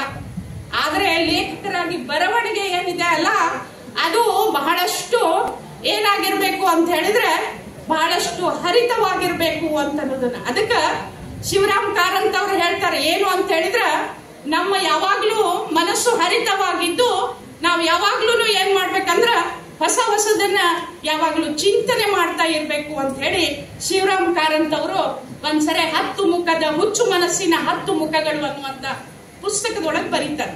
ಮನಸ್ಸು ಯಾವಾಗ್ಲೂ ಹರಿತ ಆಗಿರ್ಬೇಕು, ಅದ್ರ ಜೊತೆಗೆ ಆ ಲೇಖನಿ ಕೂಡ ಹರಿತವಾಗಿರ್ಬೇಕು ಅಂತ ಹೇಳುವಂತ ಮಾತು, ಹುಚ್ಚು ಮನಸ್ಸಿನ 10 ಮುಖಗಳು ಅಂತ. ಇನ್ನೊಂದ್ ಕಡೆಗೆ ಸರ್ ಹೇಳ್ದಂಗೆ ನಾವು ಕುವೆಂಪು ಅವರನ್ನ ನೆನೆಸ್ಕೊಡ್ಬೇಕು. ಕರುನಾಡು ಬಾ ಬೆಳಕೆ ಮುಸುಕಿದಿ ಮಬ್ಬಿನಲ್ಲಿ ಕೈ ಹಿಡಿದು ನಡೆಸೆಂದನು ಅಂತ ಹೇಳ್ತಾರೆ. ಹೌದು, ಮುಸುಕಿದೆ. ಅದಕ್ಕಾಗಿ ನಾವು ಏನ್ ಮಾಡ್ಬೇಕಾಗಿದೆ ಅಂದ್ರೆ ಆ ದೇವರನ್ನ ಕೇಳ್ಬೇಕಾಗಿದೆ. ಕರುನಾಡು ಬಾ ಬೆಳಕೆ ಮುಸುಕಿದಿ ಮಬ್ಬಿನಲ್ಲಿ ಕೈ ಹಿಡಿದು ನಡೆಸೆಂದನು. ಈ ಮುಸುಕಿದೆ ಇದು, ಆದ್ರೂ ನಡಿಬೇಕಾಗಿದೆ, ಕನ್ನಡವನ್ನ ಉಳಿಸ್ಬೇಕಾಗಿದೆ, ಬೆಳೆಸ್ಬೇಕಾಗಿದೆ. ಅದಕ್ಕಾಗಿ ನಾವೆಲ್ಲರೂ ಈ ಮುಸುಕಿದ ಬೆಳಕಿನಿಂದ ಆ ಒಂದು ಕರುನಾಡು ದೇವರನ್ನ ಬೇಡ್ಕೊಳ್ಬೇಕಾಗಿದೆ. ಕರುನಾಡು ಬಾ ಬೆಳಕೆ ಮುಸುಕಿದಿ ಇಷ್ಟು ದಿನ ಸಲುಹಿರುವೆ ಈ ಮೂರ್ಖರನ್ನು ನೀನು. ನೋಡ್ರಿ, ಈ ಎಷ್ಟು ದಿನ ಸಲುವಾರ, ಇನ್ನಷ್ಟು ದಿನ ನೀನು ಸಲುಹದೀಯ ಅಂತ ಕೇಳ್ತಾರೆ ಕುವೆಂಪು ಅವರು ಒಂದ್ ಕಡೆಗೆ. ಸೊ ಇವೆಲ್ಲವನ್ನ ನೋಡಿದಾಗ ಕನ್ನಡ ನಿಮ್ಗೆಲ್ಲ ಅನಿಸ್ತಿರ್ಬೋದು, ಏನ್ರಿ ಹೊಟ್ಟೆ ಹಸಿದಾಗೈತಿ, ನಾವು ಮೊದ್ಲ ಮಾತು ಕೇಳಿ ಕೇಳಿ ಸಾಕಾಗಿ ಹೋಗೈತಿ ಅಂತ. ಸಾರಿ, ಆದ್ರೂ ಮಾತನಾಡ್ತಾ ಇದ್ದೇನೆ. ಇನ್ನೊಂದು ಅಂಶ ಏನು ಅಂತ ಹೇಳಿದ್ರೆ, ನಾವು ಬಹಳಷ್ಟು ಒಂದೊಂದ್ಸತಿ ವಿ.ಕೆ. ಗೋಕಾಕರನ್ನ ಒಂದ್ಸತಿ ಓದಿನ ಅವ್ರ ಜೀವನದ ಪಾಠಗಳು ಅಂತ ಒಂದು ಪುಸ್ತಕ ಬರ್ತಾರೆ. ಇಷ್ಟ ಸಣ್ಣದ ವಿ.ಕೆ. ಗೋಕಾಕರದು ಜೀವನದ ಪಾಠಗಳು ಅಂತ ಬರ್ತದೆ. ಅವ್ರು ಏನ್ ಬರೀತಾರಪ್ಪ ವ್ಯಕ್ತಿತ್ವದ ಬಗ್ಗೆ ಅಂದ್ರೆ, ಅದನ್ನ ಅಲ್ಫೋರ್ಟನ್ ಅವನು ಒಬ್ರು ಬರೀತಾನೆ ಇಂಗ್ಲಿಷ್ ನಲ್ಲಿ. ಪರ್ಸನಾಲಿಟಿ ಇಸ್ ಡೈನಾಮಿಕ್ ಆರ್ಗನೈಸೇಷನ್ ಅಂತ ಬರೀತಾರೆ. ಆದ್ರೆ ವಿ.ಕೆ. ಗೋಕಾಕರ್ ಏನಂತ ಬರೆದ್ರು ಕನ್ನಡದೊಳಗ, ಉರುಳಬೇಕಾದಲ್ಲಿ ಉರುಳುವ, ನಿಲ್ಲಬೇಕಾದಲ್ಲಿ ನಿಲ್ಲುವ, ಸುಂದರ ಗೋಲಾಗಬೇಕು ವ್ಯಕ್ತಿತ್ವ. ಕನ್ನಡದೊಳಗಿನ ಆ ಭಾಷೆಯ ಹರಿತ, ಆ ಭಾಷೆಯ ಬೆಳವಣಿಗೆ ಯಾವ ತರ, ನಾ ಕನ್ನಡ ಹೇಳೋ ಮುಂದೆ ಹೇಳ್ತಿರ್ತೇನೆ, ಅಲ್ಫೋರ್ಟ್ ಹೇಳ್ತಾರೆ ವಾಟ್ ಈಸ್ ಪರ್ಸನಾಲಿಟಿ, ವ್ಯಕ್ತಿತ್ವ ಅಂದ್ರೆ ಏನು, ಅದು it's a dynamic organisation of psychophysical systems ಅಂತ ಹೇಳ್ತಾರೆ. ಆದ್ರೆ ಅದನ್ನೇ ವಿ.ಕೆ. ಗೋಕಾಕರು ಉರುಳಬೇಕಾದಲ್ಲಿ ಉರುಳುವ, ನಿಲ್ಲಬೇಕಾದಲ್ಲಿ ನಿಲ್ಲುವ, ಸುಂದರ ಗೋಲಾಗಬೇಕು ವ್ಯಕ್ತಿತ್ವ. ಕನ್ನಡದ ಒಂದು ಭಾಷೆಯ ಆ ಸೌಂದರ್ಯ ಮತ್ತು ಅದು ಹೇಳುವಂತ ರೀತಿ, ಅದಕ್ಕಾಗಿ ನಾವು ಯಾವಾಗಲೂ ಪುಸ್ತಕವನ್ನ ಓದಬೇಕು ಅಂತ ಸರ್ವ ಸಮ್ಮೇಳನದ ಅಧ್ಯಕ್ಷರಾದಂತ ಡಾಕ್ಟರ್ ನಿತಿನ್ ಚಂದ್ರ ಹತ್ತಿಕಾಳ್ ಅವರು ಬಹಳ ಚೆನ್ನಾಗಿ ಸ್ವಾರಸ್ಯಕರವಾಗಿ ಹೇಳಿದ್ರು. ಅವರು ಉಚ್ಚಾರಣೆಯ ಬಗ್ಗೆ ಹೇಳಿದ್ರು. ಏನು ಅಂತ ಹೇಳಿದ್ರೆ, ಹ ಇದಲ್ಲಿ ಯ ಅಂತಾರೆ ನಮ್ಮಲ್ಲಿ, ಹೆಮ್ಮೆಯ ಅನ್ನಕ್ಕೆ ಎಮ್ಮೆಯ ಅಂತಾರೆ, ಹೆಮ್ಮೆಯ ಇದ್ದಲ್ಲಿ ಎಮ್ಮೆಯ ಅಂತಾರೆ. ಅದಕ್ಕೆ ನಾ ಯಾವಾಗ್ಲೂ ಹೇಳ್ತೀನಿ, ನಿಮ್ಮ ಉಚ್ಚಾರಣೆಯ ದೋಷವನ್ನ ನಿವಾರಣೆ ಮಾಡಿಕೊಂಡು ಕನ್ನಡವನ್ನ ಮಾತಾಡ್ರಿ. ಕನ್ನಡವನ್ನ ಹೇಗ್ ಮಾತಾಡ್ಬೇಕು ಹೇಳ್ತಾರೆ, ಮೂಗಿನಲ್ಲಿ ಕನ್ನಡವನ್ನ, ಕಿವಿ ಎಲ್ಲ ಮುಚ್ಚಿಬಿಡ್ರಿ, ಬಾಯಿ ಮುಚ್ಚ್ರಿ, ಕಿವಿಯನ್ನ ಮುಚ್ಚ್ರಿ. ಮೇಡಮ್ ಸ್ಟಾರ್ಟಿಂಗ್ ಅನ್ನ ಹೇಳಿದ್ರು ಏನು ಅಂತ ಹೇಳಿದ್ರೆ, ಎಲ್ಲವನ್ನ ಮುಚ್ಚಿಬಿಡ್ರಿ, ಮೂಗಿನಲ್ಲಿ ಕನ್ನಡ ಹೇಳ್ತೇನೆ ಅಂತ. ಅಂತ ಅಭಿಮಾನ ನಮಗ್ ಬರ್ಬೇಕಾಗಿದೆ ಇವತ್ತು. ಆಮೇಲೆ ಇವತ್ತು ಹಚ್ಚೇವು, ಅದ್ರ ಜೊತೆಗೆ ನಮ್ಮ ಒಂದು ಹಚ್ಚೇವು ಕನ್ನಡದ ದೀಪ ಹಾಡಿನೊಳಗ ನರ ನರಗಳೆಲ್ಲ ಹುರಿ ಬಸೆದು ಹಚ್ಚೇವು ಕನ್ನಡದ ದೀಪ ಅಂತ ಹೇಳ್ತಾರೆ. ಏನ್ ಅಭಿಮಾನ ರೀ ಅದು. ಆ ಅಭಿಮಾನಕ್ಕೆ ಒಂದು ಸಲ್ಯೂಟ್ ಎಲ್ಲರಿಗೂ. ಏನು ಅಂತ ಹೇಳಿದ್ರೆ, ಒಂದು ಧನ್ಯವಾದವನ್ನ ಹೇಳಬೇಕು ಆ ಕವಿಗಳಿಗೆ. ಅದಕ್ಕಾಗಿ ಹೇಗೆ ಬರ್ತಾರೆ ಅವರು, ಕನ್ನಡ ಉದಯವಾಗಲಿ ನಮ್ಮ ಚೆಲುವ ಕನ್ನಡ ನಾಡು, ಎಷ್ಟು ಚಂದ. ಅದೇ ರೀತಿ ಕುವೆಂಪು ಅವ್ರು ಬರೀತಾರೆ, ಬಾರಿಸು ಕನ್ನಡ ಡಿಂಡಿಮವ, ಓ ಕರ್ನಾಟಕ ಹೃದಯ ಶಿವ ಅಂತ ಬರೀತಾರೆ. ಅದಕ್ಕಾಗಿ ಮತ್ತೆ ಮುಂದೆ ಹೇಳ್ತಾರೆ ಅವರು, ಏನದು, ಸಾಮಾನ್ಯವಾಗಿ ಈ ಎಲ್ಲ ಅಂಶಗಳನ್ನ ನೋಡಿದಾಗ ಕನ್ನಡದ ಅಳಿವು ಮತ್ತು ಉಳಿವನ್ನ ನಾವು ಇವತ್ತು ಚಿಂತನೆ ಮಾಡ್ಬೇಕಾಗೈತಿ, ಅದ್ರ ಬಗ್ಗೆ ವಿಚಾರ ಮಾಡ್ಬೇಕಾಗೈತಿ. ಏನು ಅಂತ ಹೇಳಿದ್ರ, ಕನ್ನಡವನ್ನು ಉಳಿಸೋ ನಾವ್ ಯಾವಾಗ್ಲೂ ಬರೀ ಇದನ್ನ ಮಾತಾಡ್ತೀವಿ. ಏನು ಅಂತ ಹೇಳಿದ್ರ, ಅವರು ಅದನ್ನ ಮಾಡ್ಲಿಲ್ರಿ, ಅದು ಹಂಗಾತ್ರಿ, ಇದು ಹಿಂಗಾತ್. ಹೌದ್ರಿ, ನೀವೇನ್ ಮಾಡತ್ತೀರಿ, ವಾಟ್ ಯು ಆರ್ ಡೂಯಿಂಗ್, ಅದಕ್ಕೆ ಇವ್ರದ್ದು ಕೇಳ್ಬೇಡ್ರಿ, ನಾ ಏನ್ ಮಾಡತ್ತೇನೆ, what I am doing to this. ನಾನು ಯಾಕಂದ್ರ ಜನನಿ ಜನ್ಮಭೂಮಿ ಸ್ವರ್ಗಾದಪಿ ಗರಿಯಸಿ ಅಂತ ಹೇಳ್ತಾರೆ. ನನ್ನ ಜನನಿ ಮತ್ತು ಜನ್ಮಭೂಮಿ ಅದು ಸ್ವರ್ಗಕ್ಕಿಂತ ಮಿಗಿಲು. ಆ ಸ್ವರ್ಗದೊಳಗಿದೇವಲ್ಲ, ಆ ಸ್ವರ್ಗವನ್ನ ಮಾಡೋಣ, ಹಾಗೆಯೇ ಕನ್ನಡ ಭಾಷೆಯನ್ನ ಉಳಿಸೋಣ, ಬೆಳೆಸೋಣ ಅಂತ ಈ ಮೂಲಕ ನನಗೆ ಬಹಳ ಮಾತಾಡಕ್ ಮತ್ತೆ ನೀವೆಲ್ಲರೂ ಚಪ್ಪಾಳಿ ತಟ್ಟಿಗಿಟ್ಟಿರಿ ಅಂತ ಅಂಜಿ, ಸೊ ನಾನು ಇದಕ್ಕೆ ಅವಕಾಶ ಕೊಟ್ಟಂತಹ ಲಿಂಗರಾಜ್ ಅಂಗಡಿ ಅವ್ರಿಗೆ, ಇದು ಎಲ್ಲಾರು ಬಿಟ್ಟು ಹುಡುಗ ಮ್ಯಾಲೆ ಏನ್ರಿ ಅಂದ್ರ ಯಾರು ಬಂದಿಲ್ರಿ ನಿಮ್ಮವರು, ರಿಜಿಸ್ಟ್ರಾರ್ ಬರ್ಲಿಲ್ಲ, ರಿಜಿಸ್ಟ್ರಾರ್ ಇವ್ಯಾಲ್ಯೂಯೇಷನ್ ಬರ್ಲಿಲ್ಲ, BC ಅವರು ಬರ್ಲಿಲ್ಲ, ನೀವ ಕುತ್ಕೊಂಡ್ಬಿಡ್ರಿ ಅಂತ ಹೇಳಿದಾಗ ವಿದೌಟ್ ಪ್ರಿಪರೇಷನ್, ಏನೂ ತಯಾರಿ ಇಲ್ದೇನೆ ಮಾತಾಡ್ಬೇಕಾದಂತ ಏನಾದ್ರೂ ತಪ್ಪು ತಡೆಗಳಾಗಿದ್ದರೆ ನಾನು ಕ್ಷಮಿಸಿ ಅಂತ ಹೇಳ್ತಾ, ಅವಕಾಶವನ್ನ ಮಾಡಿಕೊಟ್ಟಂತ ತಮಗೆಲ್ಲರಿಗೆ ಧನ್ಯವಾದಗಳನ್ನ ಹೇಳ್ತಾ ನನ್ನ ನಮಸ್ಕಾರಗಳನ್ನ ತಿಳಿಸ್ತಾ 11ನೇ ಕನ್ನಡ ಸಾಹಿತ್ಯ ಸಮ್ಮೇಳನ ಬಹಳ ಅದ್ದೂರಿಯಾಗಿ ಈಗ ಉದ್ಘಾಟನೆಗೊಂಡಿದೆ. ಉದ್ಘಾಟನೆಯನ್ನ ನೆರವೇರಿಸಿ ನಮಗೊಂದೆರಡು ಹಿತನುಡಿಗಳನ್ನಾಡಿ ಸಂದೇಶಗಳನ್ನು ಕೂಡ ಕನ್ನಡ ಹೋಗ್ತಾ ಇದೆ, ಮಾರಿಕೊಳ್ತಾ ಇದೆ ಅನ್ನುವುದನ್ನ ಸಂದೇಶವನ್ನ ಸಾರಿದಂತ ಡಾಕ್ಟರ್ ವಿನಯಾ ಒಕ್ಕುಂದ್ ಮೇಡಮ್ ಅವರು ಈಗಾಗಲೇ ನಿರ್ಗಮಿಸಿದ್ದಾರೆ. ಅವರಿಗೂ ಕೂಡ ತುಂಬ ಹೃದಯದ ಧನ್ಯವಾದಗಳನ್ನ ಅರ್ಪಿಸ್ತಾ ಇದ್ದೇನೆ.